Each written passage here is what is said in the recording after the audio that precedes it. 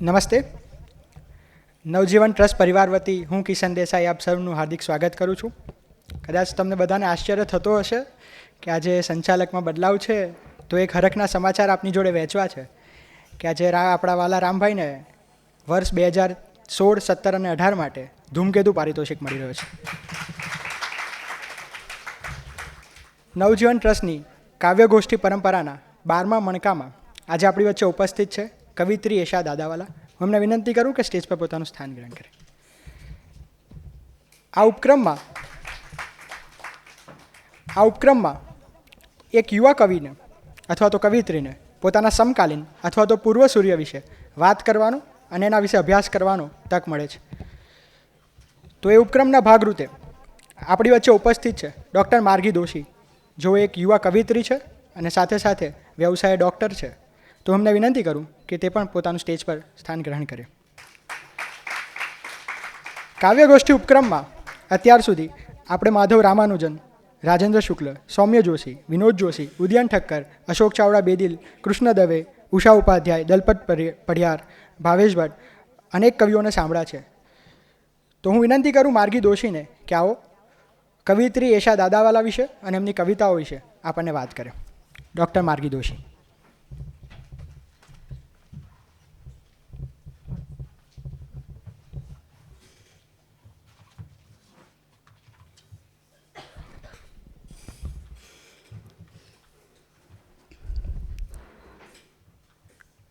નામથી ચહેરાથી તો કોઈ કરમથી ઓળખાયા, નામથી ચહેરાથી તો કોઈ કરમથી ઓળખાયા, કોક ખમતીધર હશે જેઓ કલમથી ઓળખાયા. તો આવા જ ખમતીધર અને અત્યારે ગુજરાતી સાહિત્યમાં અછાંદસ કવિતામાં રીતસરની જેમની દાદાગીરી ચાલે છે એવા એશા દાદાવાળા, એટલે પેલી ડરાવે એવી દાદાગીરી નહીં પણ ગમે એવી દાદાગીરી. તો એમના જીવન અને કવનના અમુક પાના ઉઘાડવા જઈ રહી છું. ત્યારે સૌપ્રથમ તો આ તક આપવા બદલ નવજીવન ટ્રસ્ટનો આભાર. રામભાઈ, વિવેકભાઈ, આપ સૌને આભારી છું. 2 જાન્યુઆરી 1985 વીર નર્મદની ભૂમિ સુરત શહેરમાં જન્મેલ એક છોકરી શબ્દોના નકશીકામ અને કવિતાની કલમકારીથી ગુજરાતી સાહિત્ય જગતની સુરતને રડિયાત કરવામાં સક્ષમ સાબિત થઈ છે. અને એ છોકરી એટલે એશા દાદાવાળા. લગભગ 17 વર્ષની ઉંમરે ચાલુ ક્લાસે ગુજરાતીના પીરિયડમાં બેન્ચ નીચે માથું નાખીને વિષય વસ્તુની બહારનું જ કંઈક કોરા કાગળમાં ચિતરવાના અપરાધ બદલ એમને પ્રિન્સિપલની કેબિનમાં ઊભા રાખવામાં આવ્યા અને પ્રિન્સિપલે કડક શબ્દોમાં પૂછ્યું કે આ બધું શું છે. એટલે એટલા જ મક્કમ અવાજે એમણે જવાબ આપ્યો, કવિતા. એટલે પ્રિન્સિપાલે એમના કાગળોને પાછા આપ્યા અને ચેતવણી આપી કે આવું ફરીવાર ના થવું જોઈએ, અને એ પછી આવું વારંવાર થવા લાગ્યું. એટલે કહેવાનો મતલબ કે સાહિત્ય, શબ્દો આ બધું પહેલેથી જ એમની ગળથૂથીમાં ઉતરેલું હતું, એમના લોહીમાં ઉતરેલું હતું. કેમ કે એમના મમ્મી સ્કૂલમાં પ્રિન્સિપલ હતા અને એમના નાના પાઠ્યપુસ્તક મંડળના પ્રમુખ હતા. એટલે એશાબેન લગભગ 4 કે 5 વર્ષની ઉંમરથી જ એમના નાના જોડે ગુલામ અલીની ગઝલો સાંભળવા જતા, અનેક સાહિત્યિક પ્રોગ્રામોમાં જતા, અનેક કવિ સંમેલનોમાં જતા. એટલે એમ કહી શકાય કે એશાબેનની સર્વાંગી પ્રગતિ પાછળ એમને મળેલો આ સંસ્કાર વારસો જવાબદાર છે. કોલેજ કર્યા પછી લગભગ સતત 18 વર્ષ સુધી એમણે પત્રકારત્વ ક્ષેત્રે પણ ખૂબ જ અનેક માતબર માધ્યમોમાં કામ કર્યું અને ઘણા વર્ષ તેઓ સિટી ભાસ્કરમાં એડિટર પણ રહી ચૂક્યા છે. અને અત્યારે તેઓ દિવ્ય ભાસ્કરમાં એક કોલમિસ્ટ તરીકે કાર્યરત છે. અને એમની કોલમમાં એમના આર્ટિકલના તમે શીર્ષક જુઓ ને તો એ વાંચીને જ અભિભૂત થઈ જવાય એવા એમના શીર્ષક હોય છે. અમુક ઉદાહરણ આપું.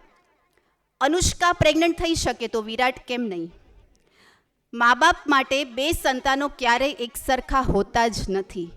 બહેનો સંપત્તિનો અડધો હિસ્સો લે છે તો હોસ્પિટલનું અડધું બિલ ચૂકવે છે ખરી? પુત્રવધુને પુત્રવધુ જ રહેવા દો, દીકરી ના બનાવો. એટલે આવા જે એમના આર્ટિકલ છે એ ખૂબ જ વાયરલ થયેલા છે અને સોશિયલ મીડિયામાં ઉથલપાથલ મચાવી છે. ત્યારે દુષ્યંત કુમારનો એક શેર યાદ આવે કે સિર્ફ हंगामा खड़ा करना मेरा मकसद नहीं, सिर्फ हंगामा खड़ा करना मेरा मकसद नहीं, मेरी कोशिश है कि ये सूरत बदलनी चाहिए. એટલે આ શેર જાણે એમના જ માટે લખાયો હોય ને એવું લાગે, કેમ કે એમનામાં કંઈક અલગ પણ કંઈક નક્કર કરવાનું જનૂન છે, એક ધૂન છે, અને એના લીધે એમના શબ્દો ઘણીવાર તોફાન મચાવે છે. પણ એમનો મકસદ એ નથી. એમનો મકસદ એમના શબ્દો દ્વારા સમાજને કંઈક અર્પણ કરવાનો છે, સમાજ સુધી વાસ્તવિકતા લઈ જવાનો છે, અને એ માટે તેઓ કોઈ પણ સંઘર્ષો પણ જો ઊભા કરવા પડે ને તો હંમેશા તૈયાર રહે છે. અને બશીર બદ્ર કહે છે ને કે જિनको તૂફાન સે ઉલझने की आदत है उनको समंदर भी साथ देता है. એટલે એમની જોડે પણ એવું જ છે. પત્રકારત્વની સાથે સાથે એમણે લગભગ 10 થી 12 વર્ષ અભિનય ક્ષેત્રે પણ ખૂબ જ માતબર પ્રદાન આપ્યું છે, અને ઘણા વર્ષો સુધી તેમને શ્રેષ્ઠ અભિનેત્રીનો ખિતાબ પણ મળેલો છે. આ ઉપરાંત તેઓ ખૂબ જ સારા એન્કર પણ છે. હું એમ કહીશ કે આઝાદી સમયના જે કવિઓ હતા, જે સાહિત્યકારો હતા, અથવા રાજાશાહીના જમાનામાં જે ચારણ, જે ભાટ, એ લોકો રાજ સત્તા ઉપર જે પ્રભાવ પાડી શકે ને એવો પ્રભાવ એશાબેન એમના ઓડિયન્સ પર પાડી શકે છે. થોડી વારમાં જ આપણને એની ઝલક પણ જોવા મળશે. એટલે એમ કહી શકાય કે એમની કવિતાઓની જેમ, એમના શબ્દોની જેમ એમની અભિવ્યક્તિ પણ આરપાર ઉતરી જાય એવી છે. આમ પત્રકારત્વ હોય, એન્કરિંગ હોય, અભિનય હોય, કોલમ હોય કે કવિતા હોય, દરેક ક્ષેત્રમાં એમના કામનું શિસ્ત ઉડીને આંખે વળગે એવું હોય છે. તેઓ જે પણ કરે ને પ્રામાણિકતાથી કરે છે, પૂરી નિસ્બતથી કરે છે, પૂરી માવજતથી કરે છે. અને અત્યારે તેઓ પોતાનો એક પર્સનલ બિઝનેસ ચલાવે છે, એક ક્રિએટિવ બોર્ડ, અહીં દિમાગ ભાડે મળશે એ બેનર હેઠળ, let me give my mind to others. એટલે આ તો થઈ એમના જીવનની એક આછી પાતળી ઝલક. હવે વાત કરવી છે મારે એમની કવિતાઓની, એમના કવિ કર્મની. તો સૌથી પહેલાં તો મારે અહીં બેઠેલા બધાને એક સવાલ પૂછવો છે. મહાભારતમાં એવું કયું મહત્ત્વનું પાત્ર હતું કે જેણે પોતાનું બાળપણ જોયું જ નથી? એવું કયું મહત્ત્વનું પાત્ર હતું? કોઈ કહેશે? બોલો. બરાબર છે, દ્રૌપદીનું પાત્ર. દ્રૌપદીનો જન્મ અગ્નિકુંડમાંથી એક વયસ્ક તરીકે જ થયેલો, બધાને ખબર જ હશે, અને એટલે એમણે એમનું બાળપણ જોયું જ નહોતું. એટલે આ વાત અહીં હું એટલે સાંકળી રહી છું કે એશાબેનની કવિતાઓમાંથી હું જ્યારે પસાર થતી હતી ત્યારે મેં જોયું કે એમણે પહેલી જ કવિતા ફક્ત 17 વર્ષની ઉંમરે લખી, અને એ પણ ડેથ સર્ટિફિકેટ નામની કવિતા. એમાં એક પિતાના હાથમાં એની મરણ પામેલી દીકરીનું ડેથ સર્ટિફિકેટ હોય છે, ત્યારે એ પિતાની અનુભૂતિ કેવી હોય છે એના ઉપર કવિતા એમણે લખી. જનરલી આ ઉંમરમાં અને જ્યારે આપણે પહેલી જ વખત લખતા હોઈએ ત્યારે કેવું લખીએ? પ્રેમ વિશે લખીએ, જીવન વિશે લખીએ, સુખ દુઃખ લખીએ, આવું કંઈક લખીએ. પણ એમણે પહેલી જ કવિતા ડેથ સર્ટિફિકેટ લખી. એટલે મારા માટે તો એ જ એક આંચકો હતો. એટલે હું એમ કહીશ કે એશાબેન દ્રૌપદીના કુળના કવિયત્રી છે, જેની કવિતા ઉંમરથી પહેલાં પીઢ થયેલી છે, ઉંમરથી પહેલાં પરિપક્વ થયેલી છે. એશાબેનની એક જીદ હતી કે જો એમની કવિતા ક્યાંક પ્રકાશિત થાય ને તો એ સુરેશ દલાલ જ છાપે, અને એમની એ જીદ પણ પૂરી થઈ. અને એ વખતે સુરેશ દલાલ કવિતા મેગેઝિનમાં તંત્રી હતા, અને કવિતામાં જો તમારી કવિતા છપાય ને તો એ વખતે ઓસ્કાર એવોર્ડ મળ્યો હોય ને એવી અનુભૂતિ થતી. અને એમની એ જીદ પૂરી થઈ, અને કવિતાના પહેલા જ પાને આ ડેથ સર્ટિફિકેટ નામની કવિતા છપાઈ. એશાબેન એવું કહે છે કે જો એ વખતે સુરેશ દલાલે એમની કવિતા ના છાપી હોત ને તો કદાચ એ કવિતા ના લખી શક્યા હોત. એમનું એક બીજું સ્વપ્ન એ પણ હતું કે એમનો જો કાવ્ય સંગ્રહ કોઈ પ્રકાશિત કરે ને તો એ પણ સુરેશ દલાલના હાથે જ થાય. અને એમની કવિતાઓએ આ કમાલ પણ કરી બતાવ્યો, અને એની જ ફલશ્રુતિ સ્વરૂપે આપણને એમનો પહેલો કાવ્ય સંગ્રહ વર્તારો 2008માં મળ્યો, જેને રાવજી પટેલ એવોર્ડ પણ મળેલો છે. આ ઉપરાંત એમના બીજા 2 કાવ્ય સંગ્રહ જન્મારો અને ઈગો એ પ્રકાશિત થયા છે. એમના 3 ગદ્ય સંગ્રહો પણ છે. ક્યાં ગઈ એ છોકરી, જેમાં એક એમણે ડાયરીના સ્વરૂપે આખી નવલકથા લખી છે, એટલે કે, અને ટૂંકમાં. આ 3 એમના ગદ્ય સંગ્રહો હતા. એમના ગદ્ય પણ જો મેં વાંચ્યું ને તો મને એમ લાગ્યું કે એમાં પણ ક્યાંક ને ક્યાંક કવિતાની છાંટ તમને દેખાઈ આવે. સુરેશ દલાલ પણ એવું કહેતા કે એશાના ગદ્યમાં પણ કવિતાની રમ્યતા છે અને ખુલ્લી કિતાબની નિખાલસતા છે. એમને ઘણા બધા એવોર્ડ્સ પણ મળેલા છે. 2014માં યુવા ગુજરાત ગૌરવ પુરસ્કાર, 2018માં રાષ્ટ્રીય યુવા ગૌરવ પુરસ્કાર, ગુજરાતી સાહિત્ય અકેડમી તરફથી એમના જન્મારોને શ્રેષ્ઠ કાવ્ય સંગ્રહ પારિતોષિક, કવિ ઘની દહીંવાલા પારિતોષિક, આ ઉપરાંત રાષ્ટ્રીય કલા કેન્દ્ર, કલા ગુર્જરી અને કોફી મેડ્સ મુંબઈ તરફથી એમને બેસ્ટ કવિયત્રીનો એવોર્ડ્સ. આ બધું હું અહીં એટલે કહી રહી છું કે આ ઉંમરમાં સાહિત્યના ક્ષેત્રમાં આટલું બધું આત્મસાત કરવું એ જ બહુ મોટી વાત છે. અને મારા જેવા નવોદિતો માટે તો ખરેખર એ બહુ એક ઉદાહરણ છે, એક ગર્વની વાત છે. આ બધું એમને મળ્યું નથી, એમણે આત્મસાત કર્યું છે. એમણે શબ્દોમાં જ્યારે જીવ રેડ્યો છે, આ એની કમાણી છે. અને સુરેશ દલાલ જેવા કવિ જેના શબ્દોને, જેની કવિતાઓને નવાજે તો એ કલમની તાકાતનો અંદાજો આપણે લગાવી જ શકીએ. એમની એક કવિતા હતી છે પગ ફેરો, અત્યાર સુધીની લગભગ એક શ્રેષ્ઠ કવિતાઓની માની એક છે. બીજી એમની એક કવિતા છે ભ્રૂણ હત્યા. એટલે એશાબેનની આવી જે કવિતાઓ છે એ વાંચતી હતી ને તો મને યાદ આવી ધૂમકેતુની પોસ્ટ ઓફિસ વાર્તા, કે જેમાં અલી ડોસો એના દીકરીના પત્રની રાહમાં રોજ પોસ્ટ ઓફિસના ધક્કા ખાય છે, જ્યાં સુધી જીવ્યો ત્યાં સુધી.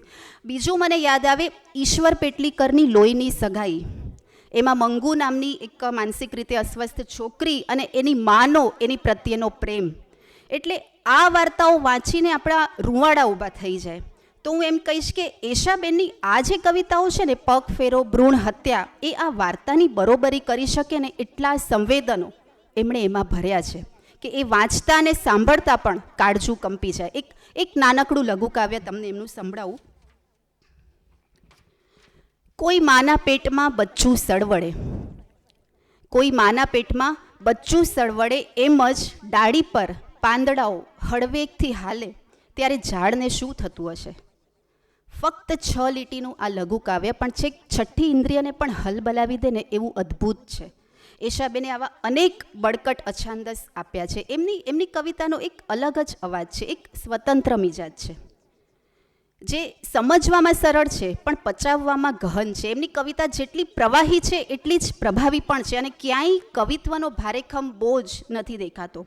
બળવો છે, સંવેદના છે, પણ ક્યાંય સંવેદનાનો અતિરેક નથી. અને તે છતાં એની ચોટ ઉપરથી એ બધાની વચ્ચે એક અલગ જ છબી ઉપસાવે છે. એવી જ એક કવિતા સંભળાવું. તારું નામ. એક દિવસ હું કવિતાઓ લખવાનું બંધ કરી દઈશ. પછી દરિયા કિનારે ચણાચોર ગરમ ખાતા ખાતા રેતીમાં તારું નામ લખીશ. તારું નામ મેં ઈશ્વરને કરેલી બંદગી. થાકી હારીને જ્યારે જ્યારે હલેસાઓ છોડ્યા, તારા નામે કેટલાય દરિયા પાર કરી ગઈ.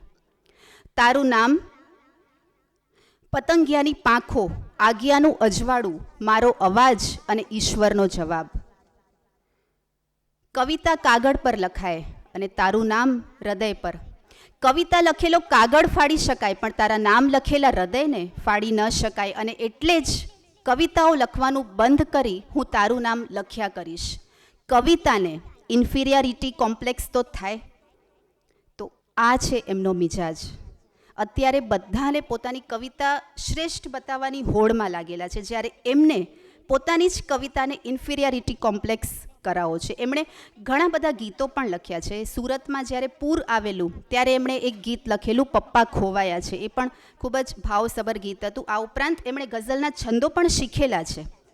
અને એ વખતે પણ ચારે બાજુ એવા પ્રયાસો થયેલા કે એશાબેન ગઝલ લખતા થાય. પણ કવિ નયન દેસાઈનું એમને ખૂબ જ પ્રોત્સાહન મળ્યું અછાંદસ માટે. અને એમને પોતાને પણ એવું લાગતું કે મારે જે કહેવું છે ને એ અછાંદસમાં હું વધારે સારી રીતે અભિવ્યક્ત કરી શકું છું. અને વિપિન પરીખનો એમના ઉપર એ વખતે ખૂબ જ પ્રભાવ હતો. એમની કવિતામાંથી પસાર થતા હોય ને તો એવું લાગે કે જાણે એક એક ઘટનામાંથી પસાર થતા હોઈએ. નજર સમક્ષ બધા દ્રશ્યો ઉપસી આવે. મને યાદ આવે ઓ હેનરી, જે અમેરિકાનો એક શ્રેષ્ઠ વાર્તાકાર હતો, બધાને કદાચ ખબર જ હશે. એ શોર્ટ સ્ટોરીઝ લખતા અને એના આશ્ચર્યજનક અંત માટે તેઓ બહુ જાણીતા હતા. તો હું એમ કહીશ કે ઓ હેનરીનો કાયા પ્રવેશ એશાબેનની કવિતામાં થયેલો છે. કેમ કે એમની કવિતાઓના પર ટુકડા ના કરી શકાય, તમને છેક છેલ્લે સુધી વાંચવું જ પડે. છેક છેલ્લી લાઈન ન વાંચો ત્યાં સુધી તમે કવિતાના મૂળ સુધી ના પહોંચી શકો. એક છેલ્લી લાઈનમાં એવી ચોટ ઉપસાવે ને કે આખી કવિતા મુકમ્મલ થઈ જાય. એવી જ એક કવિતા મને ગમતી સંભળાવું. એણે કહ્યું હું તને પ્રેમ કરું છું, મેં કહ્યું હું પણ. એણે કહ્યું હું તારી સાથે આખી જિંદગી પસાર કરવા માંગુ છું, મેં કહ્યું હું પણ. એણે કહ્યું હું તારા વિના જીવી શકું એમ નથી, મેં કહ્યું હું પણ. એણે કહ્યું હું તારી હથેળી પર ચાંદ તારા ઉઘાડી આપીશ, મેં કહ્યું હું પણ. એણે કહ્યું હું દુનિયાને તારા કદમોમાં ધરી દઈશ, મેં કહ્યું હું પણ. એક દિવસ એણે કહ્યું કે હું તારી સાથે જીવી શકું એમ નથી, અને ત્યારે હું નહોતી બોલી શકી હું પણ. તો આ છે એમનો મિજાજ. એક છેલ્લી લાઈનમાં તમે જોયું કે કેવો વિરોધાભાસ સર્જ્યો. એટલે આ જ એમના અછાંદસની વિશેષતા છે. એટલે આજની પેઢીના કવિઓ, એટલે આમ તો એ પણ આજની જ પેઢીના કહેવાય, પણ હું એમ કહીશ કે મારા જેવા નવોદિતોને એમની કવિતા કેમ ગમે છે, તો એનું કારણ જ એ છે કે જે કોઈ નથી બોલતું ને એ એશાબેન બોલે છે. અને ખૂબ જ સહજતાથી, પૂરી અડગતાથી, પૂરા વિશ્વાસથી અને પૂરી ખુમારીથી લખે છે અને બોલે છે. અને એટલે જ એમની કવિતાઓ પોતાની લાગે છે. એમની કવિતાઓ વાંચીએ તો એમ થાય કે આ તો જે મારે બોલવું હતું, આ તો જે આપણે જીવીએ છીએ એ જ એમણે લખ્યું છે. અને એ જ એક કવિની બહુ મોટી સફળતા કહી શકાય. એમણે સ્ત્રી કિરદારને લઈને પણ ઘણી બધી કવિતાઓ લખી છે, પણ જુદી જ રીતે લખી છે. એમની કવિતા એ આજની સ્ત્રીનો અવાજ છે, આજની પેઢીનો અવાજ છે, આજની વાસ્તવિકતાનો અવાજ છે. સ્ત્રીઓની સંવેદના છે એનો પડઘો છે. સંબંધો અને સમાજને જોવાનો એક જુદો જ નજરિયો એમની કવિતામાં દેખાય છે. એક એવી કવિતા સંભળાવું, લાલ રંગ. મને લાલ રંગ સાથે એક ઘરોબો છે. સ્કૂલે જતી ત્યારે મમ્મી વાળમાં લાલ રિબન બાંધી આપતી. મારામાં રહેલા સ્ત્રીત્વની ખાતરી પણ મને લાલ રંગે જ કરાવી. હું તને ચાહું છું એવું કહેવાને બદલે તે મારા હાથમાં લાલ ગુલાબ પકડાવી દીધેલું, અને ત્યારે હું શરમથી લાલ લાલ થઈ ગયેલી. આપણે નવી જિંદગી શરૂ કરી ત્યારે દિવાલ પર મેં પાડેલા થાપા પણ લાલ રંગના જ હતા.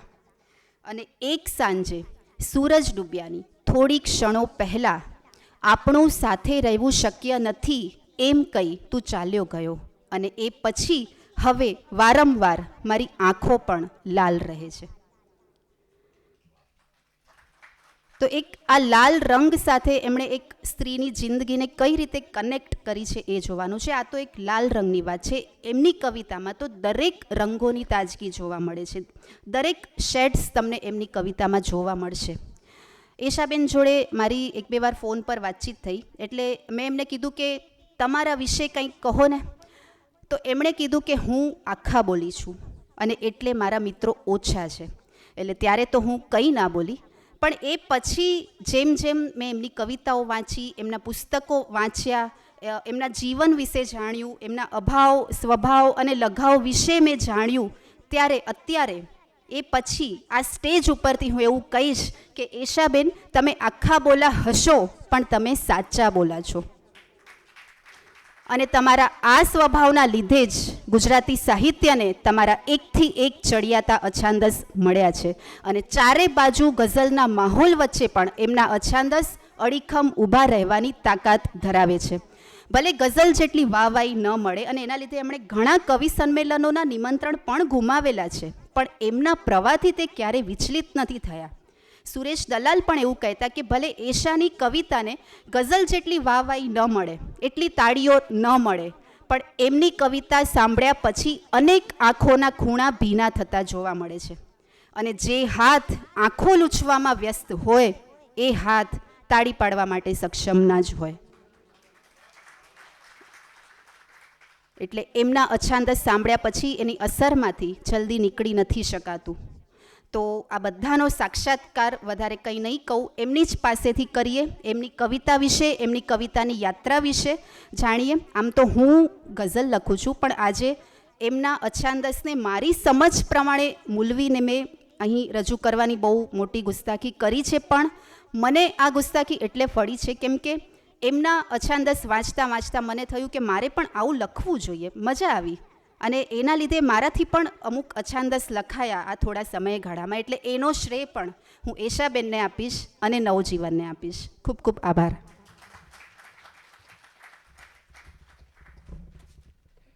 આભાર માર્ગીબેન. આ ઉપક્રમ અમારો ખૂબ ગમતીલો ઉપક્રમ છે, કારણ કે અહીંયા એક યુવા કવિને, એક નવોદિત કવિને એના સમકાલીન વિશે અને પૂર્વસૂર્ય વિશે અભ્યાસ કરવાનો મોકો મળે છે. અને અમે આ છેલ્લા 4 મણકામાં જે આ પ્રયોગ કર્યો છે એમાં અમને ઉત્તરોત્તર ખૂબ સુંદર કવિ પરિચયો મળ્યા છે. મારે આજે વાત કરવી છે ગુજરાતી સાહિત્યમાં અછાંદસ કાવ્યો. તો જ્યારે ગુજરાતી સાહિત્યમાં અછાંદસ કાવ્યોની વાત થાય ત્યારે આપણને કેટલાક ઉત્તમ સ્ત્રી સર્જકો મળ્યા છે. મારે આજે યાદ કરવા પડે પન્ના નાયકને, ઉષા ઉપાધ્યાયને, મનીષા જોશીને. આ બધા જ ઉત્તમ સ્ત્રી સર્જકો છે અને એમણે ઉત્તમ રીતે અછાંદસોમાં કામ કર્યું છે. આ પરંપરામાં આગળ જતાં આપણને નામ મળે છે એ છે એશા દાદાવાલા. હું વિનંતી કરું એશાબેનને કે આવો અને તમારી કવિતા અને તમારી કાવ્ય પ્રક્રિયા વિશે અમને માહિતગાર કરો. Thank you.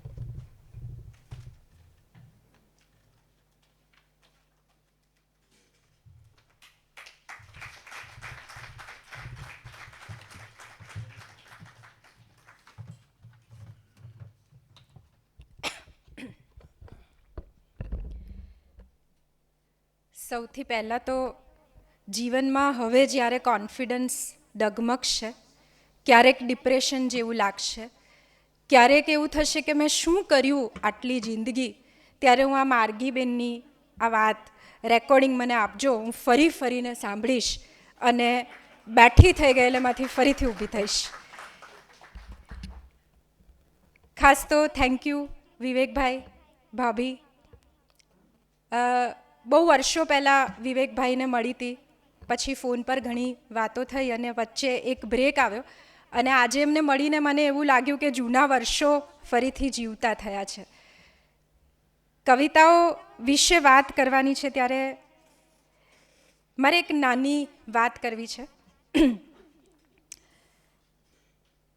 આમ તો મેં એવું જોયું છે કે જ્યારે હું અરીસા સામે ઊભી રહું કે જ્યારે હું મારી જાતનું એનાલિસિસ કરું ત્યારે મને એવું થાય કે મારી અંદર એક એશા નથી, મારી અંદર મોટે ભાગે 2 થી વધારે એશા રહે છે.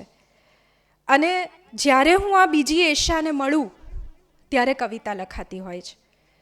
એટલે કવિતા લખવા માટે મારે આ બીજી એશાને મળવું બહુ જરૂરી થાય છે. જ્યારે કોઈ ડેથ સર્ટિફિકેટને હાથમાં જોઉં ત્યારે મારામાં રહેલી બીજી એશા મને સવાલ કરતી હોય છે કે આ જોયું? તો હું એને જવાબ આપું કે ના, એમાં શું જોવાનું, આ ડેથ સર્ટિફિકેટ તો બધાના બને છે. આપણે જન્મ્યા ત્યારે આપણો જન્મ દાખલો પણ બન્યો અને મરીશું તો ડેથ સર્ટિફિકેટ પણ બનશે, તો એમાં શું જોવાનું? ત્યારે આ બીજી એશા મને એવો જવાબ આપે છે કે ના, આ ડેથ સર્ટિફિકેટ બહુ ખાસ છે, કારણ કે એક દીકરીનું ડેથ સર્ટિફિકેટ છે. અને આ પહેલું ડેથ સર્ટિફિકેટ આમ તો નથી કે જે કોઈ દીકરીનું બન્યું હોય, પહેલી દીકરી એવી નથી જે મરી છે, પણ બીજી એશા મને એવું કહે છે કે તે વિચાર્યું કોઈ દિવસ કે બાપ પર શું વીતી હશે જેના હાથમાં આ ડેથ સર્ટિફિકેટ છે. અને પછી એ એશા એના પિતાના આંસુઓને કલમમાં ભરે છે અને લખાય છે એક કવિતા, ડેથ સર્ટિફિકેટ. એવી જ રીતે એક દિવસ બીજી એશા મને કિચનમાં મળી જાય છે, જે મને એવું પૂછે છે કે તે કંઈ જોયું? હું એવું કહું છું કે એમાં શું જોવાનું, હું રસોડામાં તો રોજ જાઉં છું. અરે એવું નહીં, પેલું કુકર જો. તો હું શું જોઉં કુકરમાં? જૂનું કુકર છે, રોજ ગેસ પર ચડે છે, રોજ કંઈક ને કંઈક બને છે એની અંદર. ત્યારે પેલી એશા એવું કહે છે કે જો આ વરાળને જો. એમાં શું જોવાનું, આ કુકરની સીટી વાગે એટલે એમાંથી વરાળ તો બહાર નીકળે જ. ત્યારે એશા એવું કહે છે કે ના, મહેસૂસ કર, અનુભવ એ વરાળને, જે રસોડામાં રોજ કેદ થયેલી એક સ્ત્રીની ચીસ છે જે ક્યારેય પાડતી નથી. અને એશા કુકરમાંથી નીકળેલી એ વરાળને કલમમાં ભરે છે અને લખાય છે એક બીજી કવિતા, કુકર. એવું નથી કે લખવા માટે હંમેશા કલમમાં સહી જ હોવી જોઈએ. સુરતમાં પૂર આવે છે, ઘણા લોકો પાણી બનીને વહી જાય છે, અને જે બાકી બચી ગયા છે એ લોકો રાહ જુએ છે, જે લોકો વહી ગયા છે એ લોકો પાછા ફરે એની. એ લોકો ક્યારેય પાછા નથી ફરવાના. અને એશા એક દીકરીને મળે છે જે રાહ જોતી હતી એના પૂરમાં વહી ગયેલા એના પપ્પા ફરી પાછા એના ઘર સુધી આવે એના આંસુ સુકાઈ ગયેલા હતા. એશા એ સુકાઈ ગયેલા આંસુને એની કલમમાં ભરે છે અને લખાય છે એક ગીત, પપ્પા ખોવાયા છે.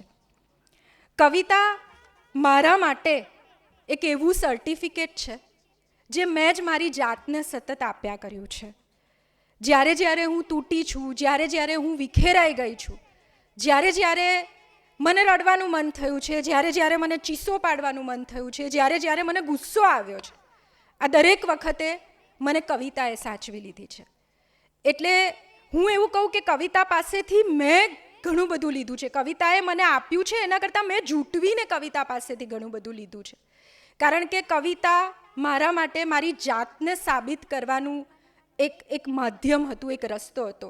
જ્યારે જ્યારે લોકોએ સવાલ પૂછ્યો છે કે એશા દાદાવાળા કોણ, એ કોણ સવાલ પછી મને લખવાનું મન થયું છે અને એ દરેક કોણ સવાલ પછી મેં કવિતા લખી છે.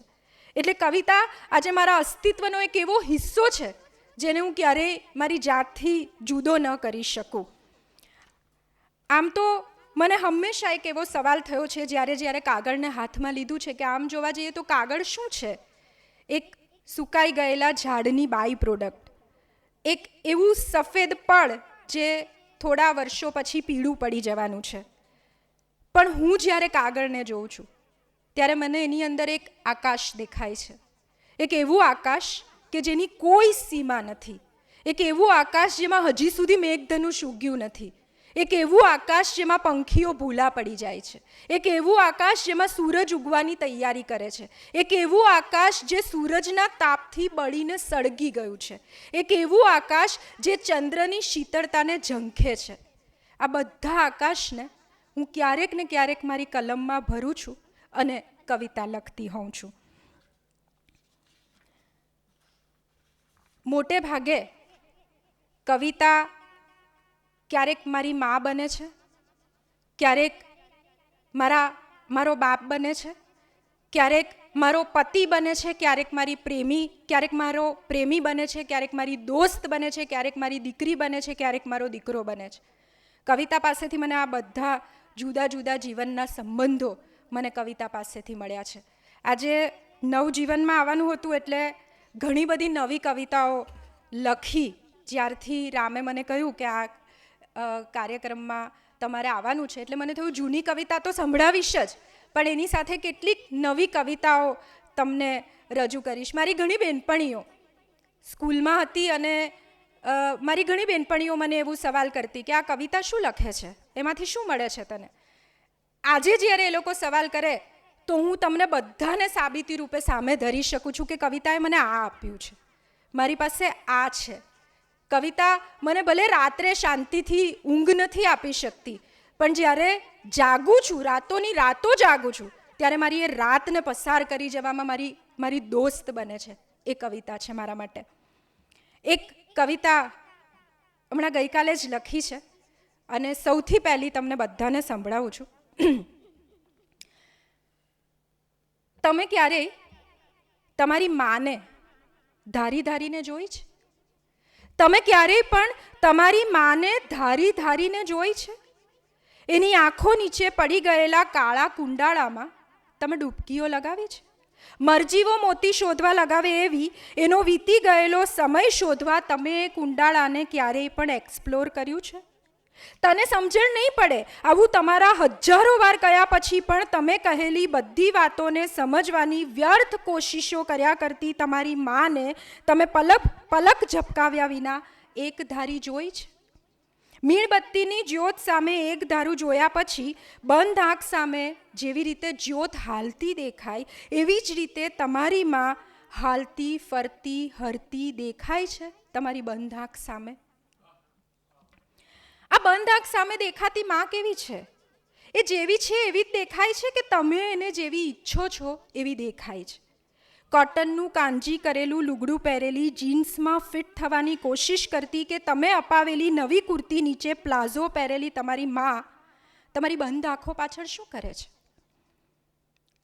ઝાડુ, કપડાં, વાસણ, પોતા, ગરમ ગરમ રોટલી હથેળીએ સન્ન કરીને ચીપકી ગયેલી તવી, ઉકળતી દાળ સાથે ઉકળી રહેલા મિજાજને આઈસ ચેમ્બરમાં મૂકેલી બરફની ટ્રેમાં ચોસલા પાડી ગોઠવવાના પ્રયાસો વચ્ચે દાજી ગયેલી ખીચડીની જેમ વારે વારે રોજ દાજી જતી તમારી માં સાંજ પડીએ કપડાં સાથે ધોઈને સૂકવવા મૂકેલી આંખોને ફરી પાછી પોતાના ચહેરા પર પહેરીને નીકળી પડે છે. એના પોતાના માનતી તમારા ઘરના ખૂણે ખૂણે સુખ નામના દ્રવ્યનો છંટકાવ કરવા. બંધ આંખે તમે જોયેલી તમારી માં અને ખુલ્લી આંખે તમને દેખાતી તમારી માં વચ્ચે જાજો ફરક નહીં હોય. તમને કદાચ જાણ નહીં હોય, પણ તમારી માં આંખો બંધ કરે છે ત્યારે તો એની બંધ આંખો સામે તમે જોવો છો. એક વાત કહું, સાચું કહું, રહેવા દેજો ના જોતા તમારી માને ક્યારેય ધારીને. એક વાત કહું, સાચું કહું, રહેવા દેજો ના જોતા તમારી માને ધારીને. કદી નહીં, ક્યારેય નહીં, કારણ કે માને ધારીને જોવા માટે એની સાથે આંખો મેળવવી પડે છે. અને માની આંખોમાં હોય છે પગથિયા, અને માની આંખોમાં હોય છે પગથિયા છેક ગર્ભનાળ સુધીના.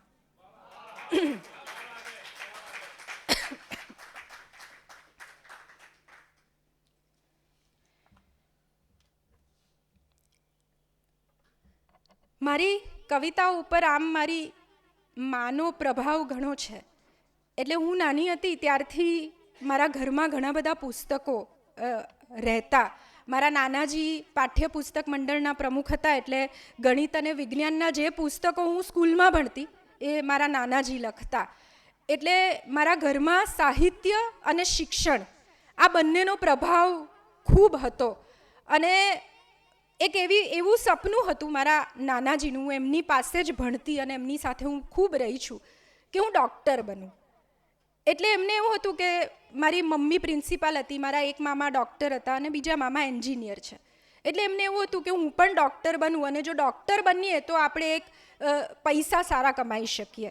એટલે એમને એવી ઈચ્છા હતી કે હું ડૉક્ટર બનું.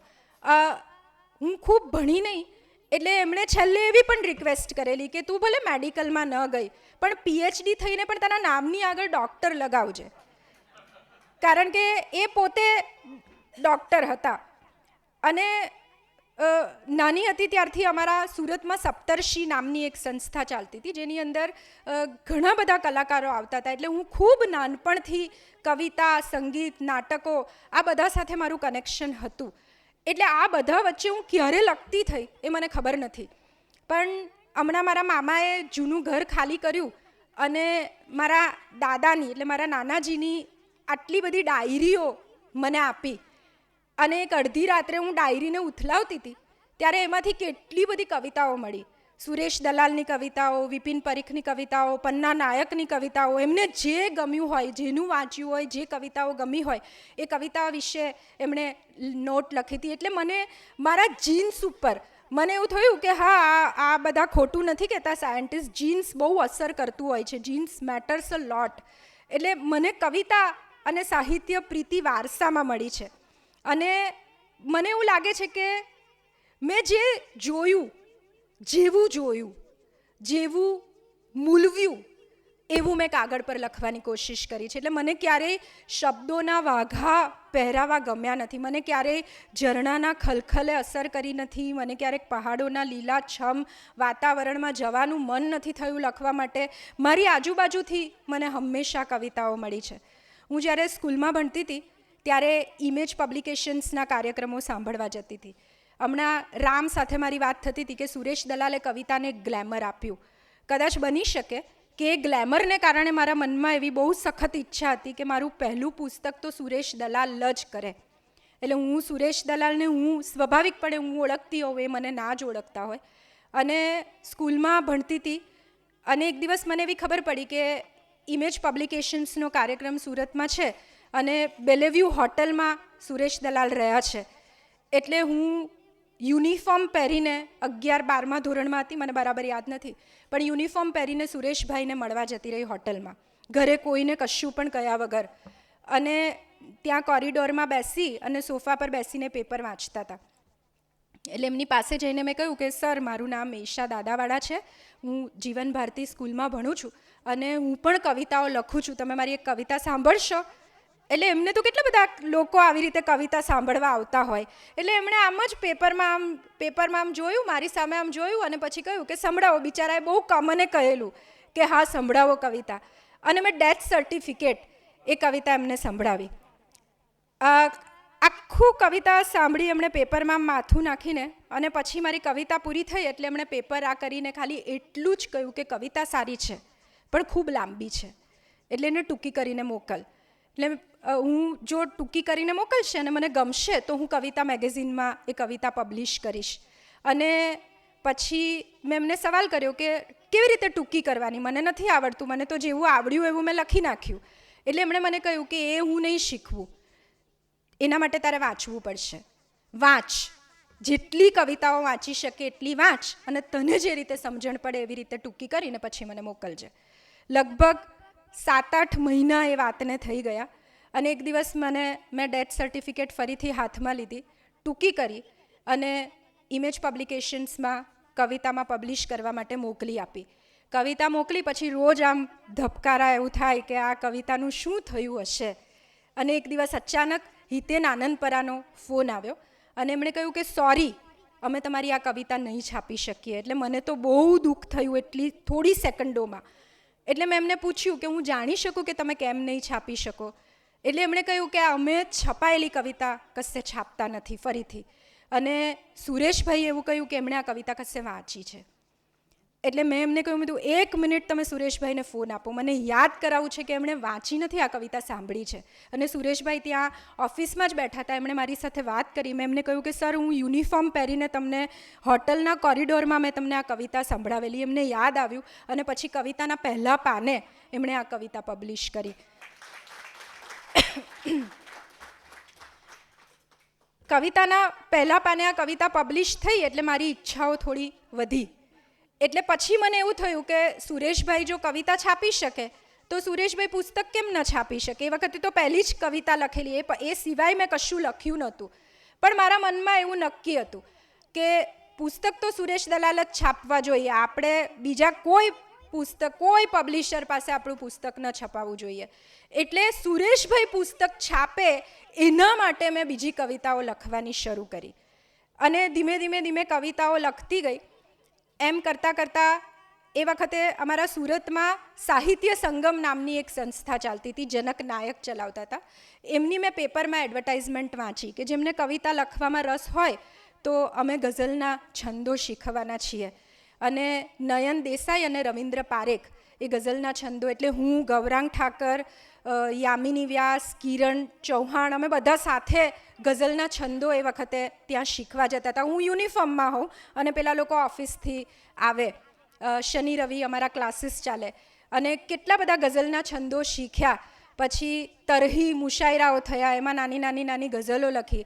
પણ આ બધામાં બહુ મજા પડે નહીં. ગઝલના છંદ શીખી પછી એમાં મારી બહુ અંદરથી મજા ના આવે. એટલે ક્લાસમાં કવિતાનું લેસન આપે એટલે એવું કે તમારે ફલાણા રદીફ કાફિયા પર ગઝલ લખી લાવવાની. એટલે હું લઈ જાઉં અને રવિન્દ્ર પારેખ ઝટકી નાખે કે આને કંઈ ગઝલ કહેવાય, શું લખે છે, આમાં તો લાગણીઓ નથી, આમાં તો ઇમોશન્સ નથી. એટલે હું ધીમે રહીને એક અછાંદસ કાઢું કે મને આમાં મજા પડે છે. અને નયન દેસાઈ એ અછાંદસ વાંચતા. એ સમય એવો હતો કે હું નાટકોમાં પણ કામ કરતી હતી.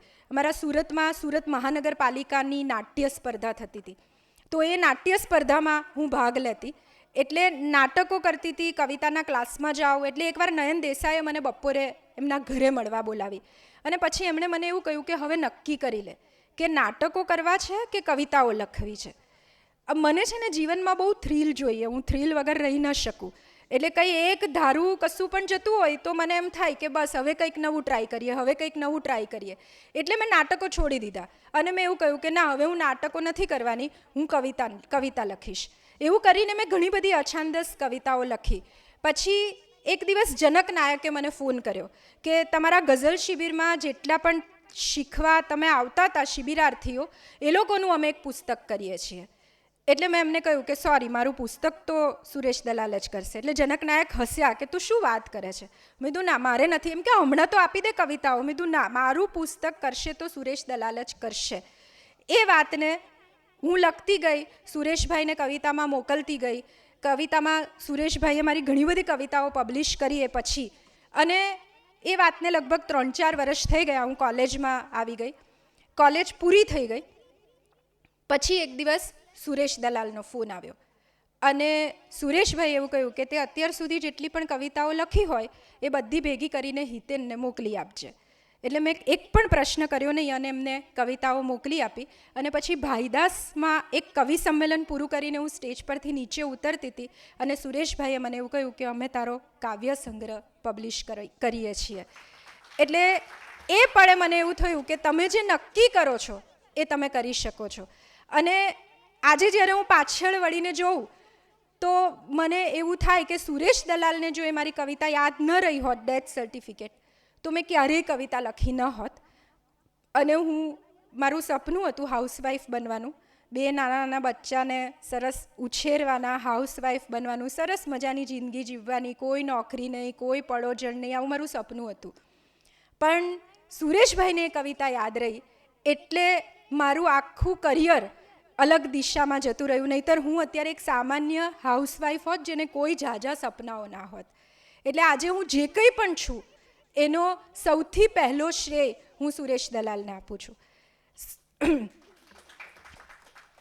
એક કવિતા તમારી સાથે શેર કરું છું. શીર્ષક છે એક વાર્તા. વિવેકભાઈ, કે એક દિવસ, એક સ્ત્રીની વાત છે કે એક દિવસ પથ્થર સાથે મારો પગ ટકરાયો. એક દિવસ પથ્થર સાથે મારો પગ ટકરાયો અને બહાર નીકળ્યો એક જીન. એણે કહ્યું, માંગ માંગ, માંગે તે આપું. અને મેં માંગ્યું એક વરદાન, બધું જ ભૂલી જવાનું. એણે પૂછ્યું, બધું એક સામટું ભૂલી જવું છે કે ધીમે ધીમે? મેં કહ્યું, જેમ જેમ જીવાતું જાય એમ એમ બધું ભૂલાતું જાય. પછી પેલા પથ્થરને ઘરે લઈ આવી અને જીનને ભૂલી ગઈ. વર્તમાન નામના એક જ કાળમાં જીવવા માંડી. મારી સાથે ન તો ભૂતકાળ રહ્યો ન તો ભવિષ્ય. ઘડિયાળ પહેરું તો જેટલા વાગ્યા હોય એટલો જ આંકડો દેખાય, બાકીના ખરી જાય. આંખોમાં આંસુ આવે પણ એના ડાઘ ન પડે. ખડખડાટ હસું પણ પડઘા ન પડે. તારી સાથે હોઉં ત્યારે તું જ યાદ રહે અને મારે મારી જાત સાથે તો રહેવું જ પડે. નકામી એપ ડિલીટ કરો અને મોબાઈલ હેંગ થતો બંધ થઈ જાય એમ હું સમયમાં, તારામાં, ઘરમાં, આંસુમાં, ઈચ્છાઓમાં હેંગ થતી બંધ થઈ ગઈ. ગઈકાલે શોકેસમાં મૂકેલો એક પથ્થર નીચે પડ્યો. હું હસી કે આ શોકેસમાં કોઈ પથ્થર મૂકે? ત્યાં તો એમાંથી નીકળ્યો એક જીન. મેં પૂછ્યું, તમે કોણ ભાઈ? એણે કહ્યું, તમે મને નથી ઓળખતા? એનો ઈગો હર્ટ થઈ ગયો. આપેલું વરદાન પાછું લઈ લઉં છું એવું કહી એ જતો રહ્યો ફરી પાછો પથ્થરમાં. અને હું તે ધોવા નાખેલા શર્ટમાંથી આવી રહેલા બીજા પરફ્યુમની સ્મેલને ઓળખવાની કોશિશમાં ફરી એકવાર વ્યસ્ત થઈ ગઈ.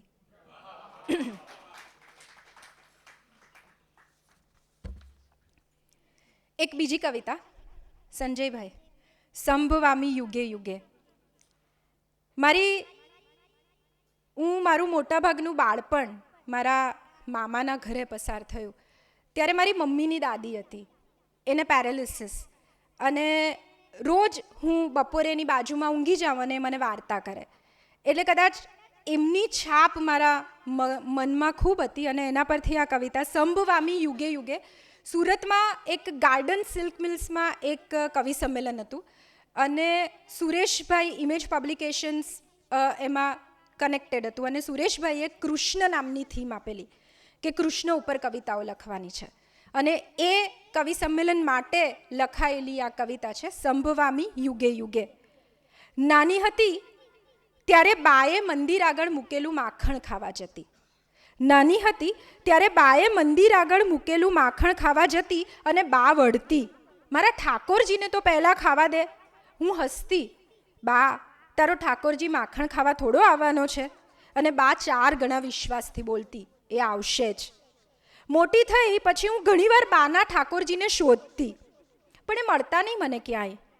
બાને પેરેલિસિસનો પહેલો સ્ટ્રોક આવ્યો ત્યારે પણ એ મને નહોતા જડ્યા. રાત્રે ઊંઘી ગયેલા દાદા સવારે ઉઠ્યા જ નહીં ત્યારે પણ એ નહોતા દેખાયા. અરે એમના જ મંદિરના પૂજારીનો દીકરો એક્સિડન્ટમાં ગુજરી ગયો એ સમાચાર સાંભળીને પૂજારીના હાથમાંથી પ્રસાદની થાળી પડી ગયેલી ત્યારે એ થાળીને ઝીલવા પણ બાનો ઠાકોરજી નહોતો આવ્યો. હું ઘણીવાર બાને કહેતી, નહીં આવે તારો ઠાકોરજી. અને બા ગીતા હાથમાં લઈ એમાં લખેલું સંભવામી યુગે યુગે વંચાવતી. ચાલી નહીં શકતી બા બોલતી પણ બંધ થઈ ગઈ. ત્યારે એની ભીની આંખો સામે જોઈને એકવાર મેં જ કહેલું, ચિંતા નહીં કર, તારો ઠાકોરજી આવશે. એક દિવસ બાએ જ હસતા હસતા ઈશારામાં સમજાવ્યું, જો મારો ઠાકોરજી આવ્યો. અને હું ઠાકોરજીના રૂમમાં દોડી ગયેલી, ખબરદાર છે જો તમે આવ્યા છો તો. બાના રૂમમાં પાછી ફરી ત્યારે બા નહોતી. સંભવામી યુગે યુગેનું વચન પાળવાની ઠાકોરજીની આ રીત મને હજી સુધી સમજાઈ નથી.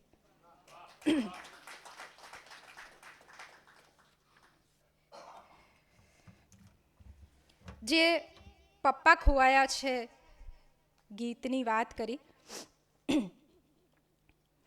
હું સંદેશમાં રિપોર્ટર હતી અને 2006માં સુરતમાં બરોડામાં અત્યારે આવ્યું એનાથી વધારે ભયાવહ પૂર હતું અને 5 દિવસ સુધી આખું સુરત લગભગ પૂરના પાણીઓ વચ્ચે હતું. એ વખતે અમારા એડિટર હતા મયુર પાઠક અને પૂરનું પાણી ભરાવાનું શરૂ થયું એટલે એમની કેબિનમાં જઈને મેં એવું કહ્યું હતું કે સર હવે મારે ઘરે જવું પડશે કારણ કે મારા ઘર નીચે પણ પાણી ભરાય છે. એટલે એમણે એક કોરું કાગળ મારા હાથમાં આપ્યું અને મારી સામે જોયા કર્યું. એટલે મેં કીધું સર શું કરવાનું છે? રેઝિગ્નેશન લખી નાખો. એટલે હું બહુ અવાક થઈ ગઈ. મેં કીધું સર ઘરની નીચે પાણી ભરાય છે. એટલે એમણે કહ્યું આપણે રિપોર્ટર છીએ અને અત્યારે આ જ સમય છે ફિલ્ડમાં જઈને કામ કરવાનો અને તારે જો ઘરે જવું હોય તો આ રેઝિગ્નેશન લખીને જા અને પછી હવે પાછી ઓફિસ આવતી નહીં, ઘરે જ રહેજે. એક બાજુ મમ્મી પપ્પાના ઘરેથી ફોન આવે અને બીજી બાજુ આ સફેદ કાગળ પડ્યું હતું અને મેં નક્કી કર્યું, કાગળ ફાડી નાખ્યું અને હું રિપોર્ટિંગમાં જતી હતી અમારા પ્રેસમાંથી. એ વખતે કતારગામ વિસ્તારમાં ગમ શૂઝ પહેરીને મેં રિપોર્ટિંગ કરેલું. એ વખતે એક છોકરી ખૂણામાં બેસીને રડતી હતી. એટલે મેં એને પૂછ્યું કે બેટા કેમ રડે છે, શું થયું, બધું બરાબર છે, ફૂડ પેકેટ જોઈએ છે, ભૂખ લાગી છે, પાણી જોઈએ છે, શું થયું? એ પછી એણે મને જે જવાબ આપ્યો એ જવાબ સાંભળ્યા પછી પ્રેસ પર જઈને મેટર લખવાની જગ્યાએ મેં પહેલું કામ આ ગીત લખવાનું કર્યું હતું. એ ગીત તમારી સામે પ્રસ્તુત કરું છું કે તમે એમને જોયા છે, તમે એમને જોયા છે પૂરના ચડતા પાણીની ઘૂમરીઓ વચ્ચે મારા પપ્પા ખોવાયા છે. તમે એમને જોયા છે ને પપ્પાને ઓળખવાનો એક સીધો રસ્તો કહું. એ છોકરી મને કહેતી હતી કે મારા પપ્પાને તમે કેવી રીતે ઓળખશો? કે પપ્પાને ઓળખવાનો એક સીધો રસ્તો કહું. એમની એક આંખમાં મમ્મી રહે અને બીજી આંખમાં હું. પાણી લેવા વાંકા વળ્યા, પાણી લેવા વાંકા વળ્યા ને બાલ્કનીમાંથી ઢોળાયા છે. મારા પપ્પા ખોવાયા છે. ઘરમાં બધું સાવ કોરું કટાક, ખાલી પપ્પાની આંખોમાં પાણી. એ સમય એવો હતો કે નીચે બધે જ પાણી હોય પણ તમને ઘરમાં પીવા માટે પણ પાણી નહોતું. કે ઘરમાં બધું સાવ કોરું કટાક, ખાલી પપ્પાની આંખોમાં પાણી ને તરસને અંદર જ છીપાવી દીધેલી. આ પપ્પાએ કેમ કરી જાણી ને હાથમાં પાણી અને આંખમાં પણ પાણી. એવા કોઈ દેખાયા છે? મારા પપ્પા ખોવાયા છે. નીચેથી ઉતરેલું પાણી સીધું મમ્મીની આંખે ભરાયું. કે નીચેથી ઉતરેલું પાણી સીધું મમ્મીની આંખે ભરાયું. એ છુપાવી છુપાવી આંસુલું છે ને મારાથી ખુલ્લું રડાયું ને મોડે મોડે હવે મને પપ્પા સમજાયા છે. ત્યારે જ જુઓ ને આ મારા પપ્પા ખોવાયા છે.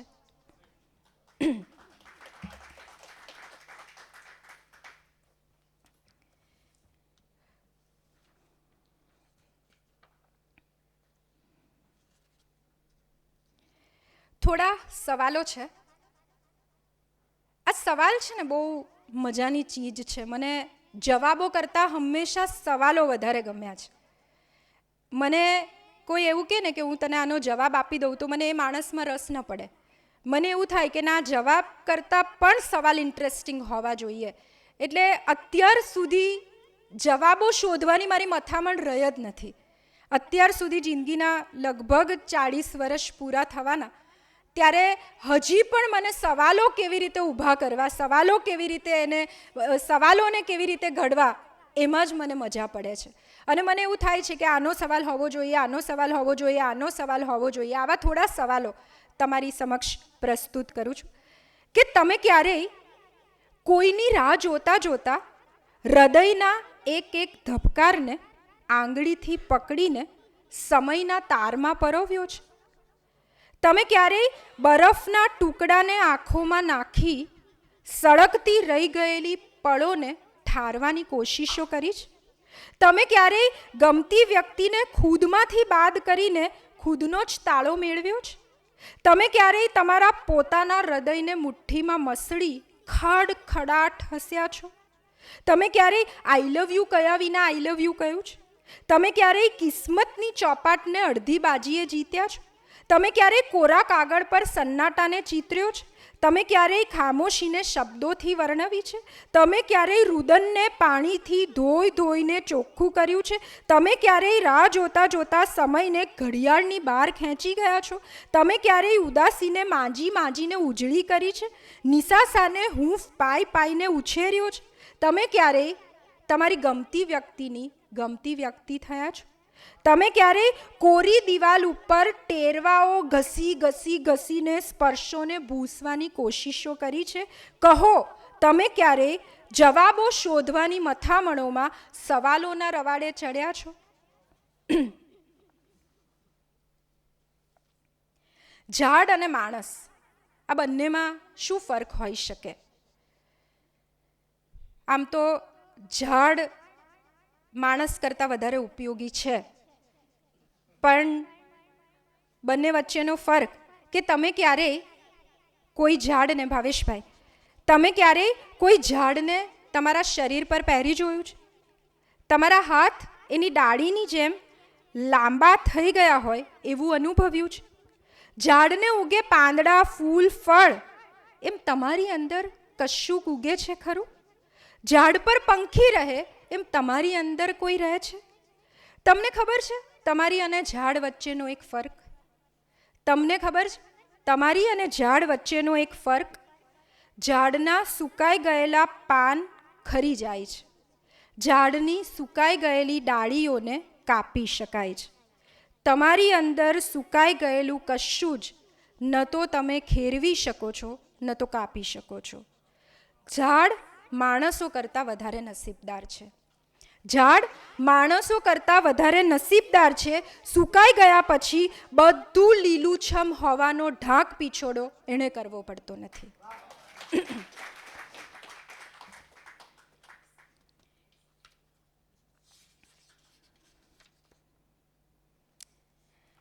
અમારા સુરતમાં એક માસિકોત્સવ એવો એક કાર્યક્રમ થયેલો. એમાં પીરિયડ્સ ઉપર કવિતાઓ લખવાની હતી. સ્ત્રીને જે 5 દિવસ લાલ રંગનું લોહી દેખાય છે એના ઉપર કવિતાઓ લખવાની હતી. એ વખતે લખાયેલી એક કવિતા જેનું શીર્ષક છે કંકુ. નાની હતી ત્યારે દાદા 5 આંગળીએ દેવ પૂજાવતા.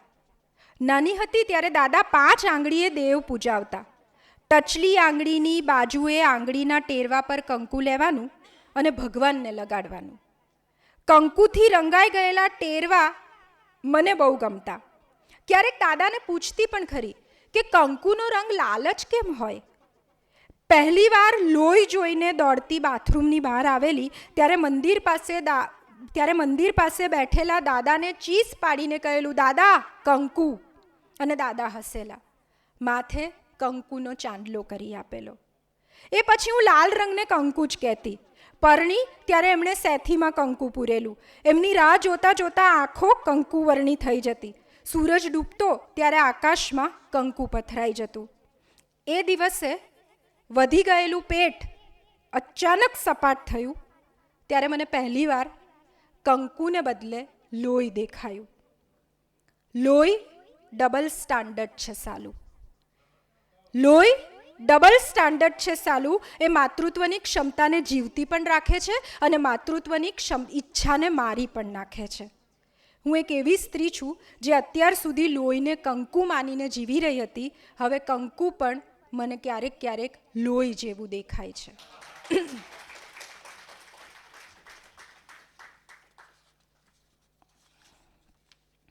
આજે મને મજા એ પડે છે કે ઘણી એવી કવિતાઓ જે સ્ટેજ પરથી રજૂ કરતા ડર લાગે, પગ ધ્રુજે એવું થાય. મને બરાબર યાદ છે સંજયભાઈ, બરોડા MS યુનિવર્સિટીના ઓડિટોરિયમમાં ઇમેજનો મુશાયરો હતો. હું, અંકિત ત્રિવેદી, સૌમ્યભાઈ, મુકેશ જોશી, હિતેન આનંદપરા અને સુરેશ દલાલ, અમે બધા સ્ટેજ પર હતા અને મારી કવિતા મેં રજૂ કરી. કવિતા વાંચી અને હું બેસી ગઈ. ઓડિયન્સ કોઈ રિએક્શન ન આપ્યું. પછી સૌમ્યભાઈ બોલ્યા, પછી હિતેનભાઈ બોલ્યા, બધામાં તાળી પડી. હું બહુ નાની હતી એ વખતે, એટલે કવિ સંમેલન પૂરું થયું ને પછી હું ખૂણામાં જઈને રડતી હતી. એટલે સુરેશભાઈ આવ્યા પાસે અને મને પૂછ્યું કે શું થયું. એટલે મેં કહ્યું, તમે જોયું કોઈ તાળી પણ નથી પાડતું, આ કંઈ મારી કવિતાઓ ચાલે એવી નથી. અને ત્યારે જ એક ભાઈ બાજુમાંથી પસાર થયા અને એમણે કહ્યું કે તમારી કવિતા બહુ જ સરસ હતી.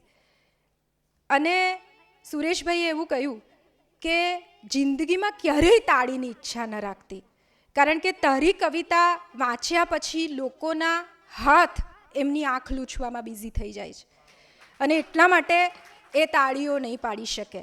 એટલે ક્યારેય પણ તાળીની અપેક્ષા કવિતા વાંચ્યા પછી રાખતી નહીં. તને મજા પડે, તું તારી જાતને તાળી આપે તો તારી કવિતા સારી છે.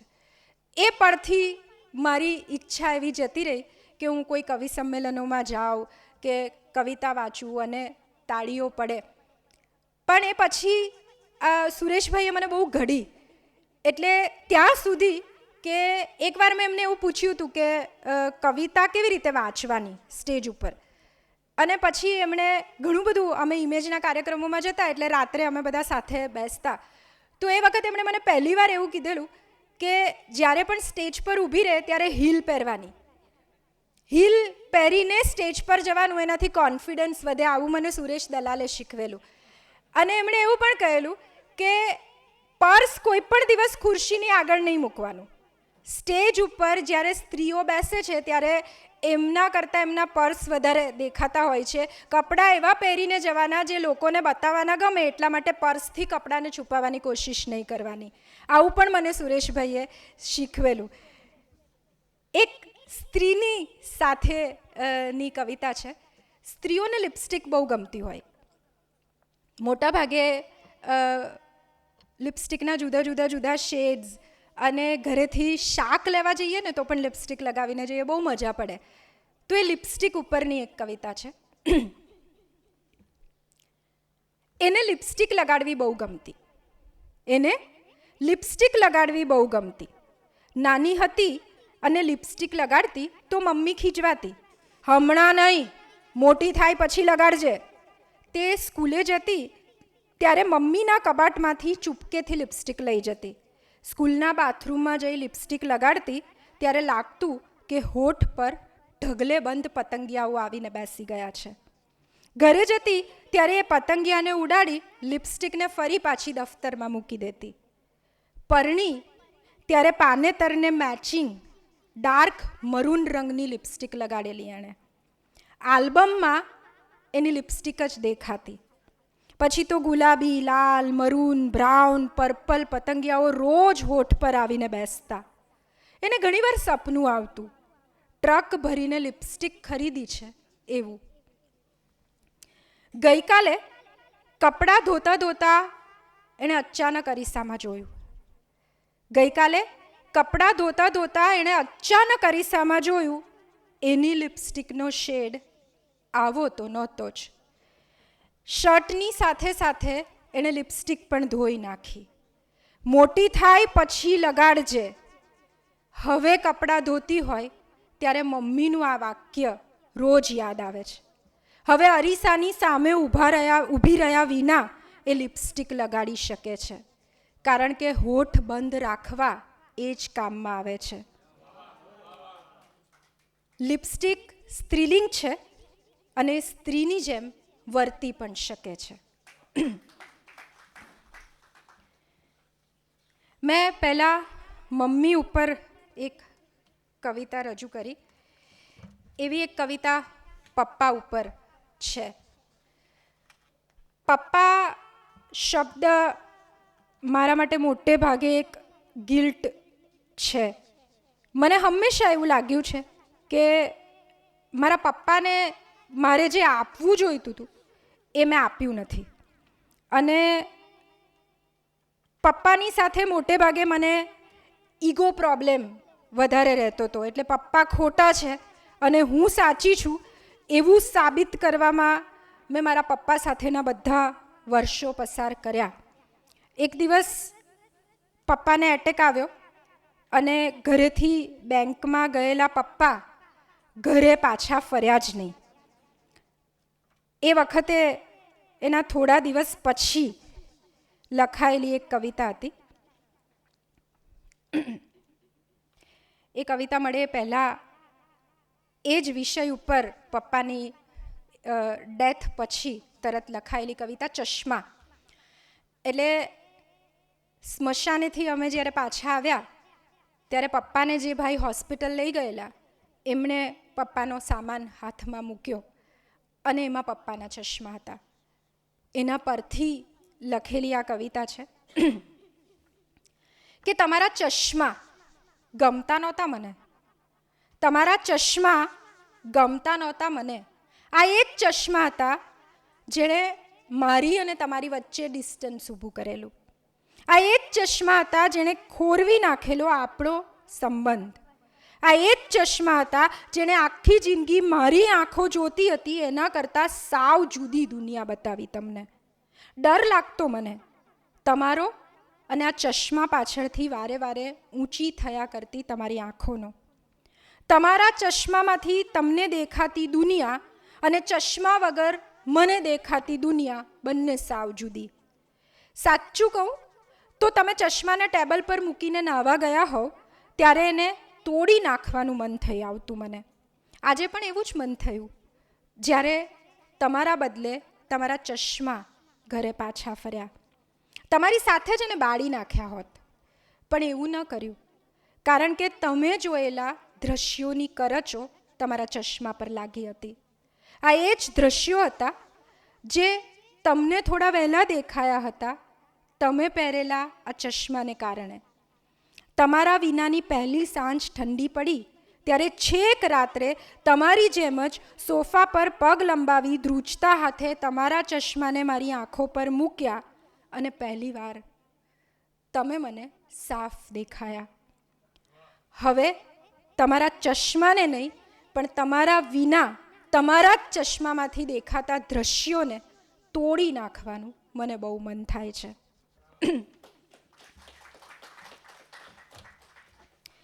થોડો મૂડ બદલું. ઈગો હમણાં જ પબ્લિશ થયો થોડા વર્ષો પહેલાં, 2-3 વર્ષ પહેલાં. પ્રેમમાં સામાન્ય રીતે એવું કહેવાતું હોય છે કે ઈગો ન રાખવાનો. અને હું હંમેશા એવું માનતી આવી છું કે ઈગો રાખવા માટેનું સૌથી સેફેસ્ટ કોઈ જગ્યા હોય તો એ પ્રેમ છે. ત્યાં તમે ઈચ્છો એટલો ઈગો રાખી શકો, પણ એ ઈગો કેવો હોવો જોઈએ એના ઉપર મેં થોડી ઈગોને લઈને કવિતા લખી હતી કે પ્રેમમાં ઈગો કેવો હોઈ શકે.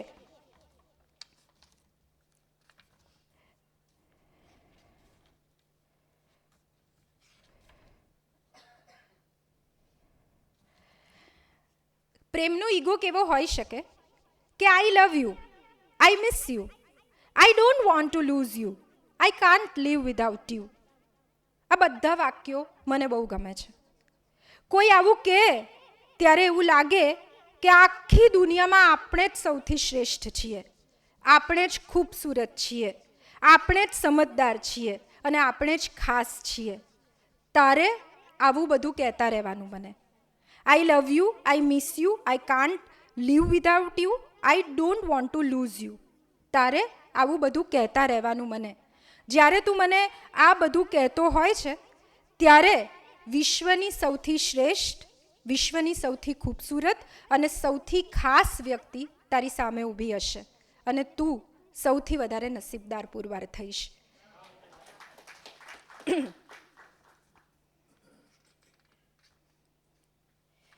આ ઈગોનું કવર પેજ અપૂર્વભાઈએ તૈયાર કર્યું છે. અપૂર્વભાઈ અહીંયા નથી આવે ને હજી. અપૂર્વભાઈએ રેડી કર્યું છે. અત્યાર સુધી બીજો એક ઈગો કે મારા સુધી પહોંચવું સહેલું નથી, મારા સુધી પહોંચવું સહેલું નથી. મેં ચહેરા પર ચહેરા પર ચહેરા પર ચહેરા પહેર્યા છે. રોજ સવારે એક નવો ચહેરો પહેરી લઉં. આ ચહેરા ઇમોશનલેસ છે. એમને એક જ ભાષા આવડે છે, સ્ટે અવે. થાકી જઈશ તું મારા ચહેરાઓ ઉતારતા. મારા સુધી પહોંચવાનું માંડી વાળ. મારા ચહેરાઓની ભૂલ ભૂલામણી વચ્ચે ખોવાઈ જઈશ, પછી ખુદને પણ નહીં જડી શકે. એવું એક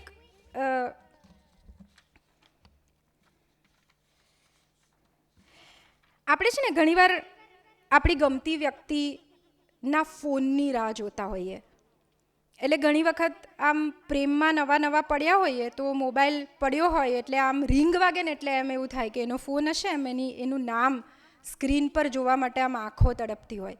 હવે સામેની વ્યક્તિ એવી હોય કે ફોન જ ના કરે, તો એવા કેસમાં શું કરવાનું? એના ઉપર આ કવિતા છે કે મોબાઈલના સ્ક્રીન ઉપર તારું નામ વાંચું એટલે મારા ચહેરા પર 14,797 સૂરજો એક સામટા આવીને વસી જાય.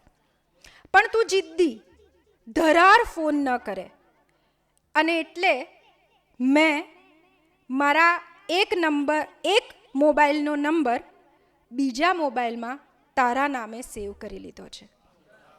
એટલે મેં મારા એક મોબાઈલનો નંબર બીજા મોબાઈલમાં તારા નામે સેવ કરી લીધો છે. જ્યારે તું ફોન નથી કરતો અને હું રાહ જોઈને થાકી ગઈ હોઉં ત્યારે મારા એક મોબાઈલ પરથી બીજા મોબાઈલ ઉપર ફોન લગાડું, સ્ક્રીન પર તારું નામ ઝળકે અને મારા ચહેરા પર ફરી પાછા હજારો સૂરજો આવીને વસી જાય.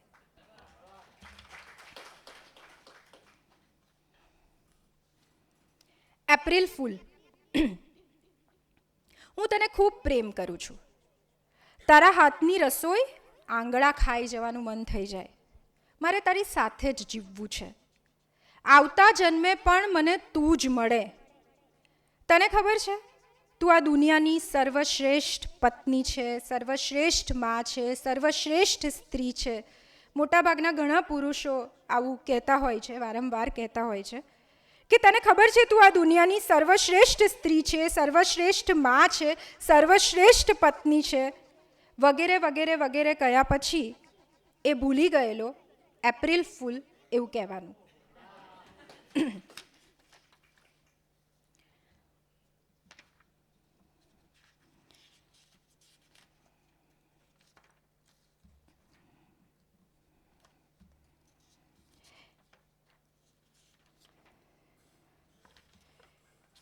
ફાવટ. તું કહે ત્યાં હું તારું નામ લખી શકું. તું કહે ત્યાં હું તારું નામ લખી શકું. હવા પર, પથ્થર પર, દરિયાના મોજા પર, નળમાંથી ટપકતા પાણીની બૂંદ પર, ઉગતા ફૂલો પર, વાદળો પર, વરસતા વરસાદ પર, તાજા ઉગેલા ઘાસ પર, બરફ પર, પર્વત પર, મેઘધનુષના પ્રત્યેક રંગ પર અને સવારની ચાના કપ પર પણ હું તારું નામ ન તો હથેળી પર લખીશ, ન તો ધબકારા પર, ન તો સપનાઓ પર ચિતરીશ. પણ હું તારું નામ ન તો હથેળી પર લખીશ, ન તો ધબકારા પર લખીશ, ન તો સપનાઓ પર ચિતરીશ કે ન તો લોહીમાં લખીશ. કારણ કે અઘરા કામો કરવાની હવે ફાવટ રહી નથી.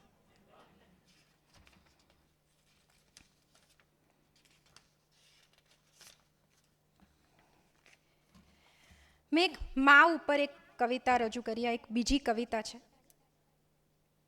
આપણા બધાની મમ્મીઓને મોટા ભાગે જુઠ્ઠું બોલવાની આદત હોય. એટલે એ લોકો ઘરે હોય અને આપણને એવું કહી દે કે ના, સામે ફોન પર એવું કહી દે કે મમ્મી ઘરે નથી, એવું જુઠ્ઠું નહીં. પણ મમ્મીઓ જાત ભાતના જુઠ્ઠાણા બોલી શકે. એ જુઠ્ઠાણા ઉપરની એક કવિતા છે. એક જુઠ્ઠી સ્ત્રી. જુઠ્ઠું બોલવામાં એ પાવરધી છે. જુઠ્ઠું બોલવામાં એ પાવરધી છે. નાની નાની વાતોમાં જુઠ્ઠું બોલે. નાનપણમાં પરીઓની જુઠ્ઠી વાર્તા કરતી. પરી લાકડી લઈને આવે અને બધી ઈચ્છાઓ પૂરી કરી આપે એવું એ કહેતી. પણ ન તો પરી દેખાતી, ન તો એની લાકડી. આ તો જવા દો, ગોળ પાપડી તો મને ભાવે જ નહીં, કે મને થાક લાગતો જ નથી, એવી વાતોમાં પણ એ જુઠ્ઠું બોલે. મારે એને વિશ્વની સૌથી જુઠ્ઠા બોલી વ્યક્તિનો ખિતાબ આપવો છે. મારે એને વિશ્વની સૌથી જુઠ્ઠા બોલી વ્યક્તિનો ખિતાબ આપવો છે. મને ભૂખ નથી, મને ફિલ્મો જોવાનો તો શોખ જ નથી, મને ખરાબ નથી લાગ્યું, હું હસું છું, ખુશ છું, જો ને. વરસાદ પડે ત્યારે કપડાં ભીના થઈ જશે એની ચિંતામાં અગાશીએ દોડી જતી આ સ્ત્રી જુઠ્ઠું બોલીને પોતાની અંદર એક આખો વરસાદ સાચવી રાખતી હોય છે. ગઈકાલે એના કબાટમાંથી નીકળ્યા ઢગલે બંધ રૂમાલો. ગઈકાલે એના કબાટમાંથી નીકળ્યા ઢગલે બંધ રૂમાલો. થોડા સાડીની થપ્પી નીચે દબાવેલા આ જ રૂમાલોએ એના આંસુઓ ચોરી લીધેલા. અમારી જાણ બાર. જુઠ્ઠું બોલીને આખી જિંદગી પસાર કરી જતી આ સ્ત્રી ચિંતા કરે, વાલ કરે, ત્યારે એ વિશ્વનું ઉત્તમ સત્ય હોય છે. આવી સમજણ આવે ત્યારે એ ઘરડી થઈ ગઈ હોય છે અને આપણે જુઠ્ઠું બોલતા શીખી ગયા હોઈએ છીએ.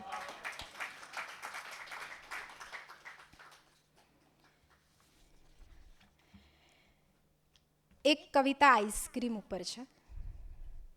મોટાભાગની સ્ત્રીઓને રાત્રે જમ્યા પછી પતિ સાથે આઈસ્ક્રીમ ખાવા જવાની આદત હોય છે. અને કદાચ આઈસ્ક્રીમ ખાવા જવાનો એ જ હિસ્સો એવો હોય છે કે જે એને એના પતિ સાથે એકલામાં મળતો હોય છે. એના પરથી આ એક કવિતા છે કે નાની હતી ત્યારે આઈસ્ક્રીમ બહુ ભાવતું. નાની હતી ત્યારે આઈસ્ક્રીમ બહુ ભાવતું. ઘરમાં બધા મને આઈસ્ક્રીમ જ કહેતા. હું બધાને કહેતી કે આઈસ્ક્રીમ તો હિમાલય જેવો હોય, પીગળવો તો ન જ જોઈએ. પીગળી ગયેલો આઈસ્ક્રીમ ક્યારેક ક્યારેક મને પથારી પર સૂતેલી બા જેવો દેખાતો. મારી બા મને ઘણીવાર કહેતી, આઈસ્ક્રીમ જેવી ઠંડી છો સાવ, ઝડપ કર. તો તપેલી સમજીને કોઈએ ગેસ પર ચડાવી દીધી હોય એવું લાગતું. પણ હું હસી નાખતી. આઈસ્ક્રીમ તો હિમાલય જેવો હોય, એમ પીગળે થોડો. પરણી ત્યારે વિદાય પહેલાં માએ ખૂણામાં લઈ જઈને કહેલું, સ્વભાવ આઈસ્ક્રીમ જેવો રાખજે, સામેના અવાજમાં ગરમી વર્તાય કે તરત પીગળી જજે, દલીલો નહીં કરતી. અને મને આઈસ્ક્રીમ ભાવતું બંધ થઈ ગયેલું.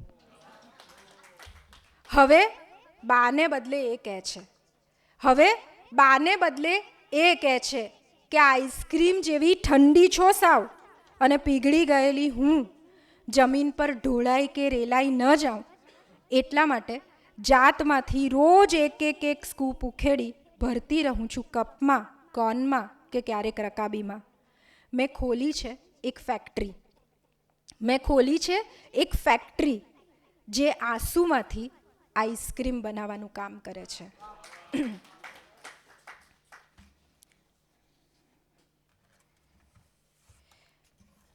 ચાલો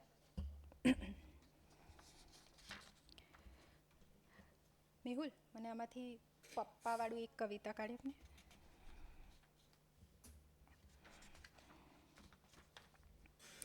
જ્યારે કોરોના હતો ત્યારે વેક્સિનની વાત આવેલી. આ મારું સોશિયલ મીડિયા પર ખૂબ વાયરલ થયેલું કે એક વેક્સિન મારે પણ શોધવી છે. એક વેક્સિન મારે પણ શોધવી છે. બોરિયત રોજિંદી ઘટમાળમાં ફસાઈ ગયેલાઓને બહાર કાઢે એવી એક વેક્સિન મારે પણ શોધવી છે. કુકરની ત્રીજી સીટીએ રસોડામાં દોડી જતી સ્ત્રીઓને થોડી પળો માટે ગણતરીઓ ભૂલાવી દે એવી એક વેક્સિન મારે પણ શોધવી છે. 45મા વર્ષે માથા પર બેસી રહેલી સફેદીને ભૂલાવી દે એવી, ભૂલી જવા જેવી પણ યાદ રહી ગયેલી ઘટનાઓને યાદદાશ્તમાંથી બાકાત કરી આપે એવી, કિસ્મતે હિસ્સામાં નહીં મૂકેલી પળો, ઘટનાઓ, વ્યક્તિઓને મનની બહાર ગેટ આઉટ કહી દે એવી, એ પાસે હોય ત્યારે સમયને અટકાવી દે અને એ પાસે ન હોય ત્યારે સમયને ભગાવી દે એવી એક વેક્સિન મારે પણ શોધવી છે. દીકરીની પિંક હેરબેન્ડમાં ખોટા પતંગિયાને સાચું કરી આપે એવી, ગરડા થતાં જતાં મા બાપની આંખોમાંથી પ્રતીક્ષાને બાદ કરી આપે એવી એક વેક્સિન મારે પણ શોધવી છે. ચહેરા પર પહેરી રાખેલા, પહેરવા પડેલા બધા માસ્ક ઉતારી દે અને માસ્ક વિના આપણે જેવા છીએ એવા સ્વીકારતા શીખવી દે એવી એક વેક્સિન મારે પણ શોધવી છે.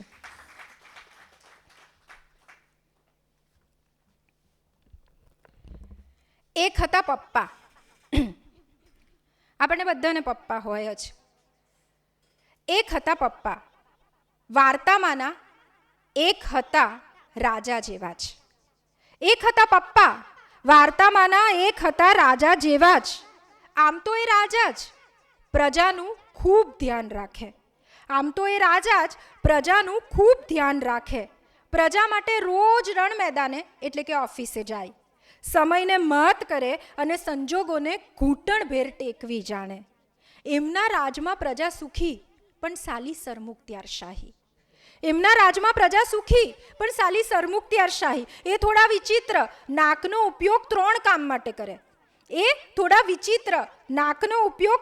કામ માટે કરે. શ્વાસ લેવા, ચશ્મા ટકાવવા અને ગુસ્સો ટેકવવા. આંખનો ઉપયોગ 2 કામ માટે કરે, જોવા અને ધમકાવવા.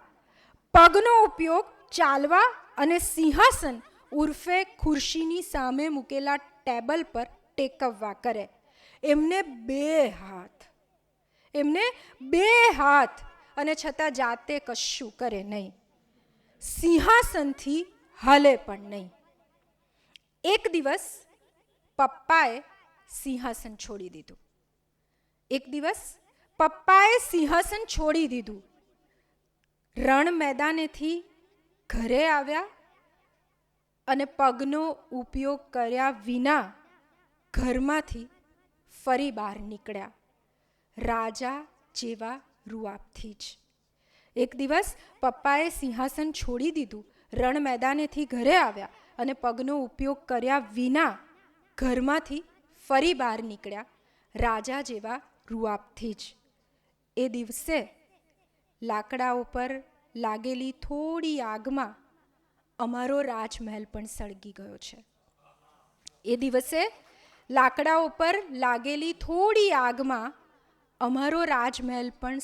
ગયો છે. તમે કોઈ કડિયાને ઓળખતા હોવ તો એને મોકલી આપજો ને પ્લીઝ. કારણ કે બાકી બચેલા પેલા મકાનમાંથી આખી છત જ ગાયબ થઈ ગઈ છે.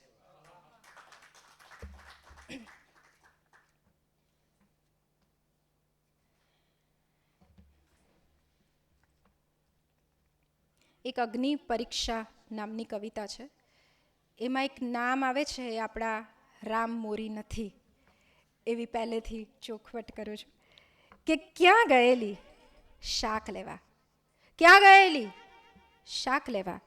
તેમાં આટલી બધી વાર. રસ્તામાં મીતા મળી તો થોડી વાતો કરતી હતી. પેલી નાથુ કાકાની મીતા, એને તે વળી વાત કરતા શું આવડે? શાકની સાથે ગજરો મફત આપે. તો કાલે મંદિર જવું છે એટલે થયું કે લેતી જાઉં. તે કેમ? આપણા વાળ વેલ છે કે એના પર ફૂલ ઉગે? ભગવાનને ચડાવી દઈશ બસ. હિસાબ તો 15 રૂપિયાનો છે, બાકીના 2 રૂપિયા આ થેલીમાં જ છે. સાંભળ, આ જરા બામ ઘસી દેતો. આ રોજનું હતું. બામની વાસથી એનું માથું ફાટી જતું. શ્વાસને નાકમાં રોકી એ બામ ઘસી તો દેતી, પણ પછી એનું પડખું સેવતી ત્યારે રોકી રાખેલો શ્વાસ છૂટી જતો. રોજ રાત્રે ઊંઘતા પહેલાં એ વિચારતી કે એમનું નામ રામ તો છે જ નહીં, તો પણ રોજ આ અગ્નિ પરીક્ષા.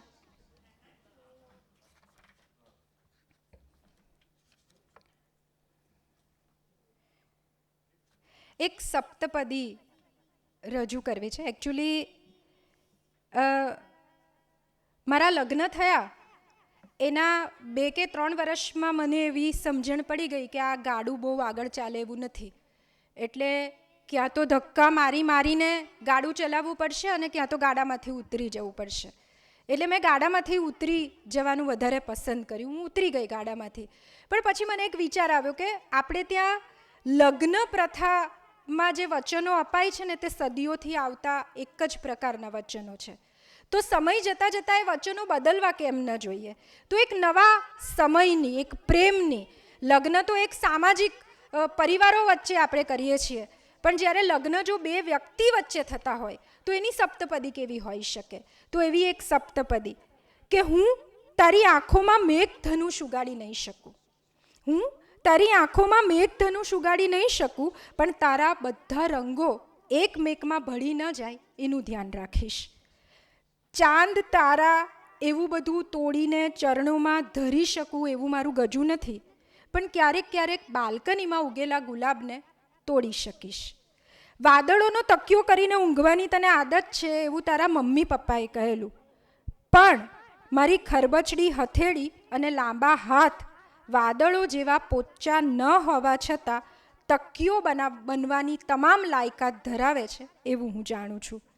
તને આખી જિંદગી ખુશ રાખીશ એવી ખાતરી નહીં આપી શકું, તને આખી જિંદગી ખુશ જ રાખીશ એવી ખાતરી નહીં આપી શકું, પણ દુઃખી નહીં કરું એનું વચન ચોક્કસ આપું છું. તને પ્રેમ કરું છું એવું સાબિત કરવા જુદા જુદા કારણો શોધીને રોજે રોજ પ્રેમને શરમમાં નહીં મૂકું, પણ પ્રેમ નથી કરતો એવો અહેસાસ તને આખી જિંદગી નહીં થવા દઉં. એક કવિતા જે આમણે માર્ગીબેને રજૂ કરી, પણ મેં છે ને લગ્ન માટે 36 છોકરાઓ જોયેલા લગભગ. એટલે અરેન્જ મેરેજ હોય, આમ ઉષાબેન તમારું સ્વાગત છે. અરેન્જ મેરેજ હોય એટલે આમ મમ્મી પપ્પા સાથે જવાનું, પછી બધી અમે કોણ ને તમે કોણ ને તમને ફલાણા ઓળખે ને અમને ફલાણા ઓળખે, અને તમે પેલા ત્યાં રહેતા હતા, અમારું ઘર પણ ત્યાં હતું, આવી બધી વાતો થાય. પછી તમને એવું કહેવામાં આવે કે તમે 2 જણા ઈચ્છો તો રૂમમાં જઈને વાત કરી શકો, અને તમે રૂમમાં જાઓ, 2 જણા બેઠા હોય એટલે સવાલોના મારા શરૂ થાય. એના પરથી આ 36 મારા ઇન્ટરવ્યૂ લીધેલા બધા જાત ભાતના છોકરાઓએ, એમાં બધા એક જ સવાલ પૂછતા, તો તમે શું કરો છો? એટલે હું કહું કવિતા લખું છું. ના, પણ તમે શું કરો છો? શું ભણ્યા છો? એટલે હું કહું કવિતા લખતા શીખી છું. એટલે એક પણ એમાંથી કવિતાનો ટપ્પો પડતો નહોતો.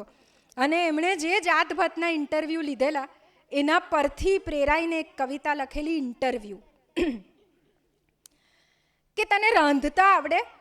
એણે પૂછ્યું. કે તને રાંધતા આવડે? એણે પૂછ્યું.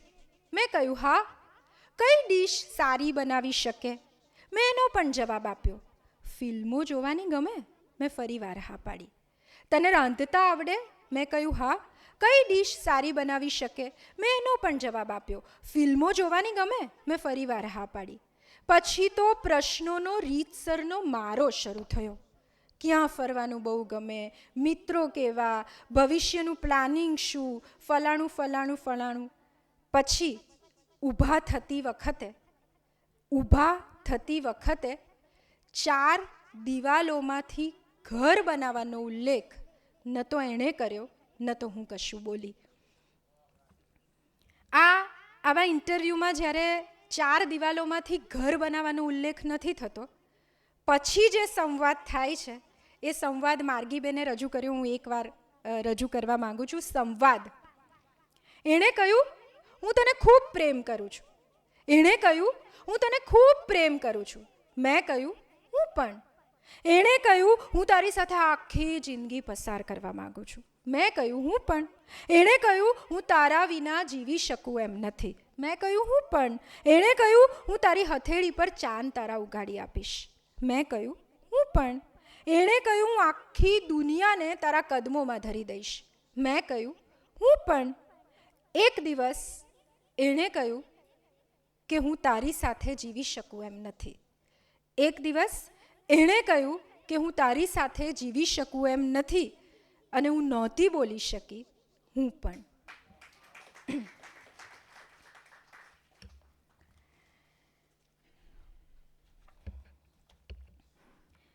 અંધારું. આપણે નાના હોઈએ ત્યારે અંધારાની બહુ બીક લાગે. પછી ધીમે ધીમે ધીમે આપણે અંધારા સાથે સેટલ થઈ જઈએ. તો અંધારા ઉપર એક કવિતા છે કે ત્યારે મને અંધારાની બહુ બીક લાગતી, કે ત્યારે મને અંધારાની બહુ બીક લાગતી. માં કહેતી, જય શ્રી કૃષ્ણ બોલ, બીક ચાલી જશે. અને હું આંખો બંધ કરી જય શ્રી કૃષ્ણ બોલતી બોલતી અંધારા વચ્ચેથી પસાર થઈ જતી. થોડી મોટી થઈ પછી માએ જ શીખવ્યું કે અંધારું હોય ત્યારે આંખોને ખુલ્લી રાખવાની, અંધારાથી એ ટેવાઈ જશે. અને મને ખુલ્લી આંખે અંધારું જોતા આવડી ગયું. પછી તો અંધારું મારી વચ્ચેથી પસાર થઈ જતું અને હું સાવ સ્થિર રહી શકતી. હવે બધી જ લાઇટ્સ ઓફ હોય છે ત્યારે પણ મારી બર્થડે કેક પર ગોઠવાયેલી મીણબત્તીઓને બહુ સરળતાથી ફૂંક મારી શકું છું, કારણ કે મને અંધારું ઉકેલતા પણ આવડી ગયું છે. કારણ કે મને અંધારું ઉકેલતા પણ આવડી ગયું છે અને બીક અજવાળાની લાગવા માંડી છે.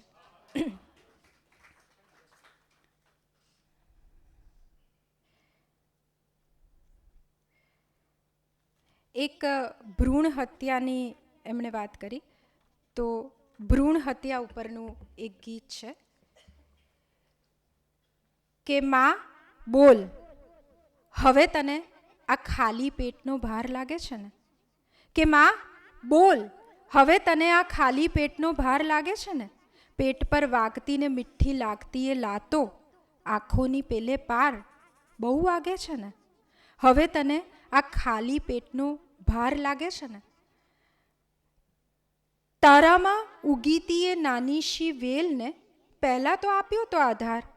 કે તારામાં ઉગીતી નાની શી વેલને પહેલાં તો આપ્યો તો આધાર. તારામાં શ્વસતો એ જીવ હું છું એ જાણ્યા પછી પેટનો એ લાગ્યો તો ભાર.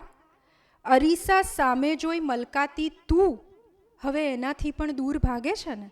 હવે તને ખાલી પેટનો ભાર લાગે છે ને? એક કબીરના એના પરથી લખાયેલી કવિતા છે.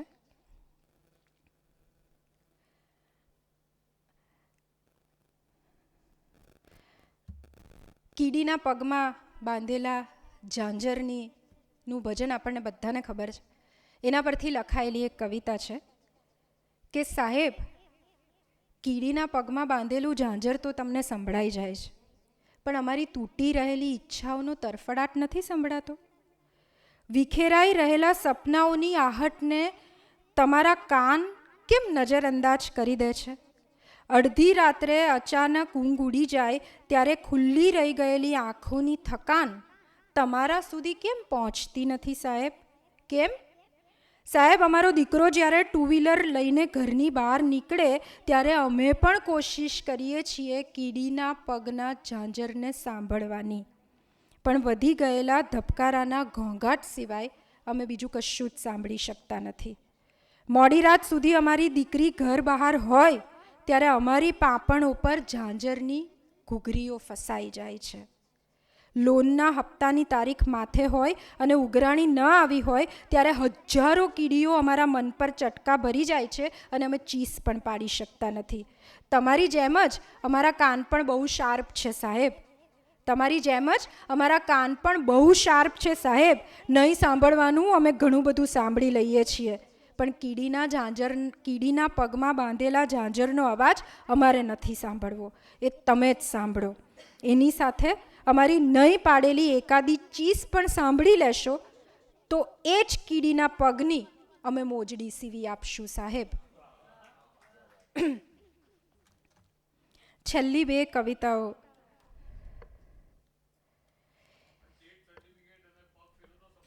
હા, છેલ્લી 3 કવિતાઓ.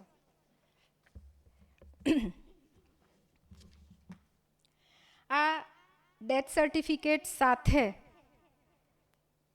હું 10મા કે 11મા ધોરણમાં ભણતી હતી. એ વખતે મારી સાથે એક છોકરી ભણતી હતી જેનું નામ હતું યેશા, અને મારું નામ એશા, મારા નામ લગભગ સરખા, અને અમે લોકો સાયકલ ઉપર સાથે આવજાવ કરતા હતા. એ યેશા એક દિવસ મને ફોન કર્યો, ડેથ સર્ટિફિકેટ. એ યેશા એક દિવસ મને ફોન કર્યો ત્યારે લગભગ વેકેશન શરૂ થવાનું હતું, અને મારા ઘરે બહુ બધા ગેસ્ટ હતા, એટલે એને મેં એવો જવાબ આપ્યો કે યેશા, અત્યારે આપણે વાત ન કરી શકીએ, હું તને થોડા દિવસ પછી ફોન કરીશ. અને એવું કહીને મેં ફોન મૂકી દીધો. એના બીજા કે ત્રીજા દિવસે મને એવી ખબર પડી કે યેશાએ બહુમાળીના 10મા માળેથી કૂદીને આપઘાત કરી લીધો. અને જ્યારે એનું પોસ્ટમોર્ટમ થતું હતું ત્યારે હું એ પોસ્ટમોર્ટમ રૂમમાં ગઈ, અને મેં એના પપ્પાના હાથમાં યેશાનું ડેથ સર્ટિફિકેટ જોયું. અને ત્યારે ક્યાંક એક ગિલ્ટ મારા મનમાં પણ હતું કે કદાચ એ ફોન મેં એની સાથે વાત કરી લીધી હોત. અને એ પછી ઘરે આવીને થોડા દિવસ સુધી હું બહુ ગિલ્ટમાં રહી, અને પછી આ કવિતા લખાઈ. આ મારી જિંદગીની પહેલી કવિતા છે. પ્રિય દીકરા, પ્રિય દીકરા, યાદ છે તને? તું નાની હતી અને આપણે પાના રમતા. તું નાની હતી અને આપણે પાના રમતા. તું હંમેશા જીતી જતી અને હું હંમેશા હારી જતો, ક્યારેક ક્યારેક જાણી જોઈને પણ. તું કોઈ પણ હરીફાઈમાં જતી ત્યાંથી કાયમ જીતીને આવતી, અને તે જીતેલા એ તમામ શિલ્ડ અને સર્ટિફિકેટ્સ તું મારા હાથમાં મૂકી દેતી. અને ત્યારે મને તારા બાપ હોવાનો ગર્વ થતો. મને થતું કે હું દુનિયાનો સૌથી સુખી બાપ છું. આપણને કોઈ દુઃખ હોય, કોઈ તકલીફ હોય તો એક બાપની હેસિયતથી તો તારે મને કહેવું જોઈતું હતું. આમ અચાનક તારા બાપને આટલી ખરાબ હદે હરાવીને જીતાતું હશે મારા દીકરા. તારા બધા જ શિલ્ડ અને સર્ટિફિકેટ્સ મેં હજી સુધી સાચવી રાખ્યા છે. તારા બધા જ શિલ્ડ અને સર્ટિફિકેટ્સ મેં હજી સુધી સાચવી રાખ્યા છે. તો એનો અર્થ એ તો નથી ને કે તારું ડેથ સર્ટિફિકેટ પણ મારે જ સાચવવાનું. આ ડેથ સર્ટિફિકેટ હાથમાં આવે એના પછી સ્મશાનમાં અગ્નિદાહ દેવાની પરમિશન મળતી હોય છે. આ સ્મશાનમાં ગયા પછીની એક કવિતા છે જે મેં વર્ષો પછી લખી, ડેથ સર્ટિફિકેટ લખાયાના વર્ષો પછી, કે પગફેરો. દીકરીને અગ્નિદાહ આપ્યો, દીકરીને અગ્નિદાહ આપ્યો ત્યારે ઈશ્વરને 2 હાથ જોડીને કહેલું. દીકરીને અગ્નિદાહ આપ્યો ત્યારે ઈશ્વરને 2 હાથ જોડીને કહેલું, સાસરે વળાવતો હોઉં બરાબર એવી જ રીતે મારી દીકરીને વિદાય કરું છું, ધ્યાન રાખીશ ને એનું. અને પછી જ મારામાં અગ્નિદાહ દેવાની તાકાત આવી. લાગ્યું કે ઈશ્વરે વેવાઈપણું સ્વીકારી લીધું. દીકરીને વળાવીને ઘરે પાછો ફર્યો ત્યારે પત્નીએ આંગણામાં પાણી મૂક્યું હતું. નાહી નાખવાનું હતું હવે દીકરીના નામનું. દીકરી વિનાનું ઘર આજે 10 દિવસનું થયું. દીકરી વિનાનું ઘર આજે 10 દિવસનું થયું. પત્નીની વારે વારે ભરાઈ આવતી આંખો દીકરીના ડ્રેસિંગ ટેબલ અને છેલ્લા 10 દિવસથી એકદમ વ્યવસ્થિત રહેલા એના વોર્ડરોબ પર ફરી વળે છે. હું પણ ત્યાં જોઉં છું અને એક નિસાસો નંખાઈ જાય છે. હું પણ ત્યાં જોઉં છું અને એક નિસાસો નંખાઈ જાય છે કે હે ઈશ્વર, દીકરી સોંપતા પહેલાં મારે તારા વિશે તપાસ કરાવવાની જરૂર હતી કે હે ઈશ્વર, દીકરી સોંપતા પહેલાં મારે તારા વિશે તપાસ કરાવવાની જરૂર હતી. કન્યા પક્ષના રિવાજોને તારે માન આપવું જોઈએ. 10 દિવસ થઈ ગયા અને અમારે ત્યાં પગ ફેરાનો રિવાજ છે.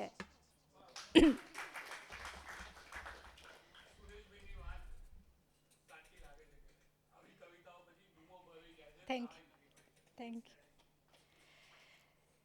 કવિતાઓએ મને ખૂબ આપ્યું છે. મારી જિંદગીમાં કવિતાઓ ન હોત તો એવા ઘણા સંઘર્ષો આવ્યા છે કે જ્યાં મેં હલેસાઓને બાજુ પર મૂકી દીધા હોત.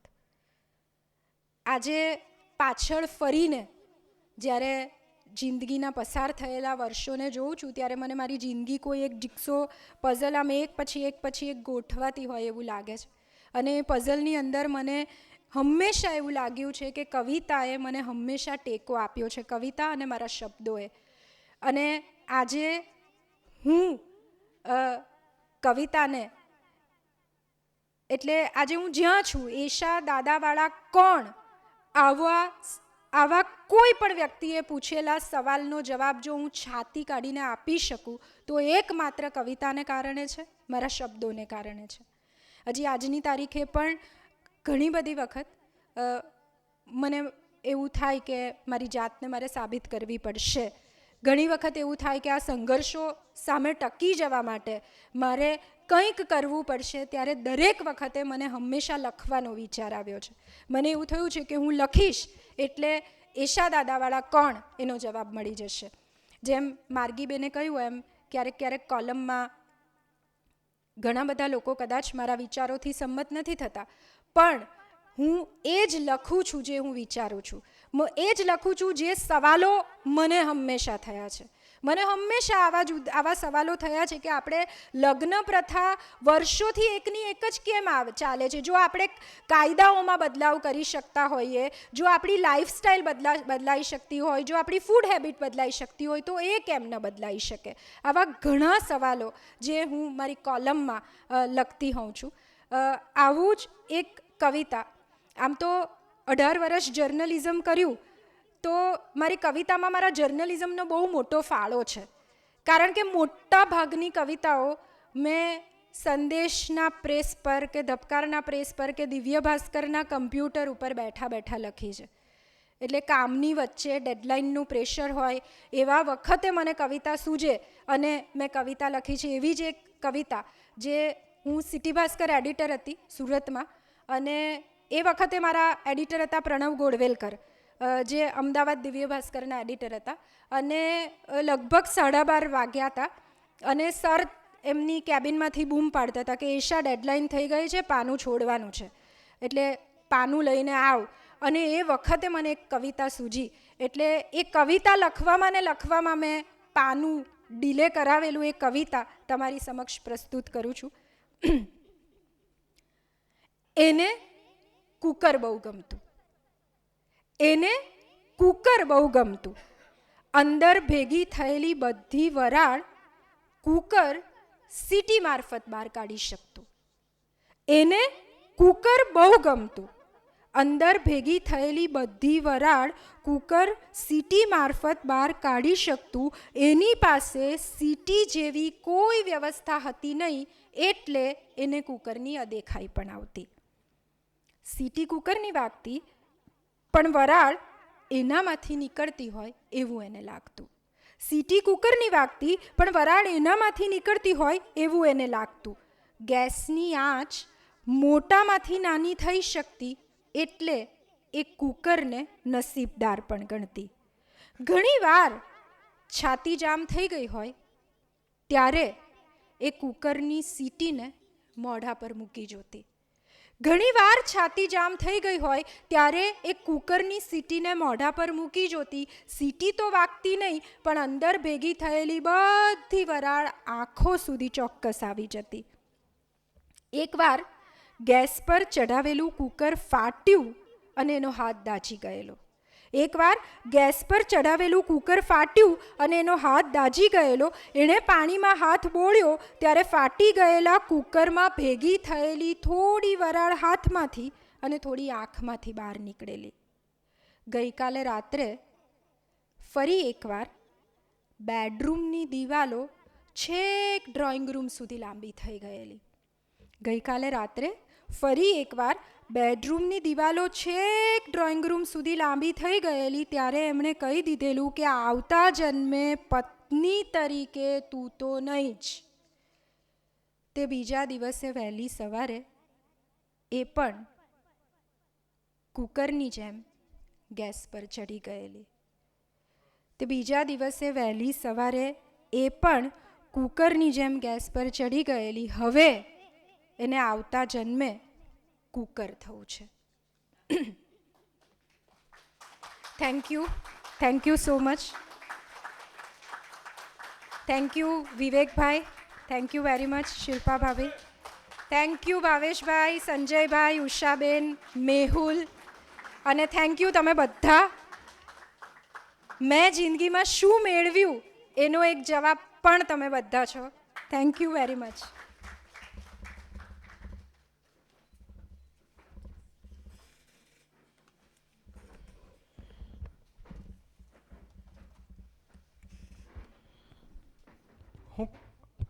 હું કોરા કાગળ ઉપર તારું નામ લખી શકતી નથી એટલે કવિતા લખું છું.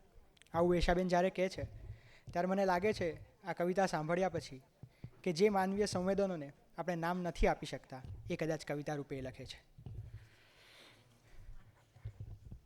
થોડી સૂચનાઓ આપવી છે. નવજીવન ટોક્સના આવનારા કાર્યક્રમની વિગતો અને ગયા કાર્યક્રમની યુટ્યુબ લિંક જો આપને વોટ્સએપના માધ્યમથી જોઈતી હોય તો દરવાજા પાસે એક ડાયરી રાખવામાં આવી છે. તમે ત્યાં તમારો વોટ્સએપ નંબર લખી શકો છો. હું આભારી છું નવજીવન ટ્રસ્ટના પ્રમુખ વિવેક દેસાઈ, પરામર્શક કપિલ રાવલ, શિલ્પા દેસાઈ ને નવજીવન ટોક્સની આખી ટીમનો. આવનારા કાર્યક્રમમાં 22 સપ્ટેમ્બર વર્ષા દાસ પોતાની કવિતાઓ વિશે વાત કરશે અને સાથે ભારતીય સિનેમા જગતના ખૂબ જાણીતા અભિનેત્રી નંદિતા દાસ ઉપસ્થિત રહેશે. 29મી સપ્ટેમ્બર મહેન્દ્રસિંહ પરમાર જોરાસાકોર ધારે વિશે વાત કરશે અને દેવાંગી ભટ્ટ ગુરુદેવ મારે આંગણે વિશે વાત કરશે. નવેમ્બર માસને અમે નહેરુ વિશેષ તરીકે ઉજવવાનો નિર્ણય કર્યો છે. આ તબક્કે અમે નહેરુના 3 પુસ્તકો, મારી જીવનકથા જેના વિશે દીપક શોલિયા વાત કરશે, મારું હિન્દુ દર્શન વિશે મિનળ દવે અને જગત ઇતિહાસનું સંક્ષિપ્ત રેખા દર્શન વિશે વિશાલ ભાદાણી આપણી વચ્ચે વાત કરશે. અસ્તુ. Thank you.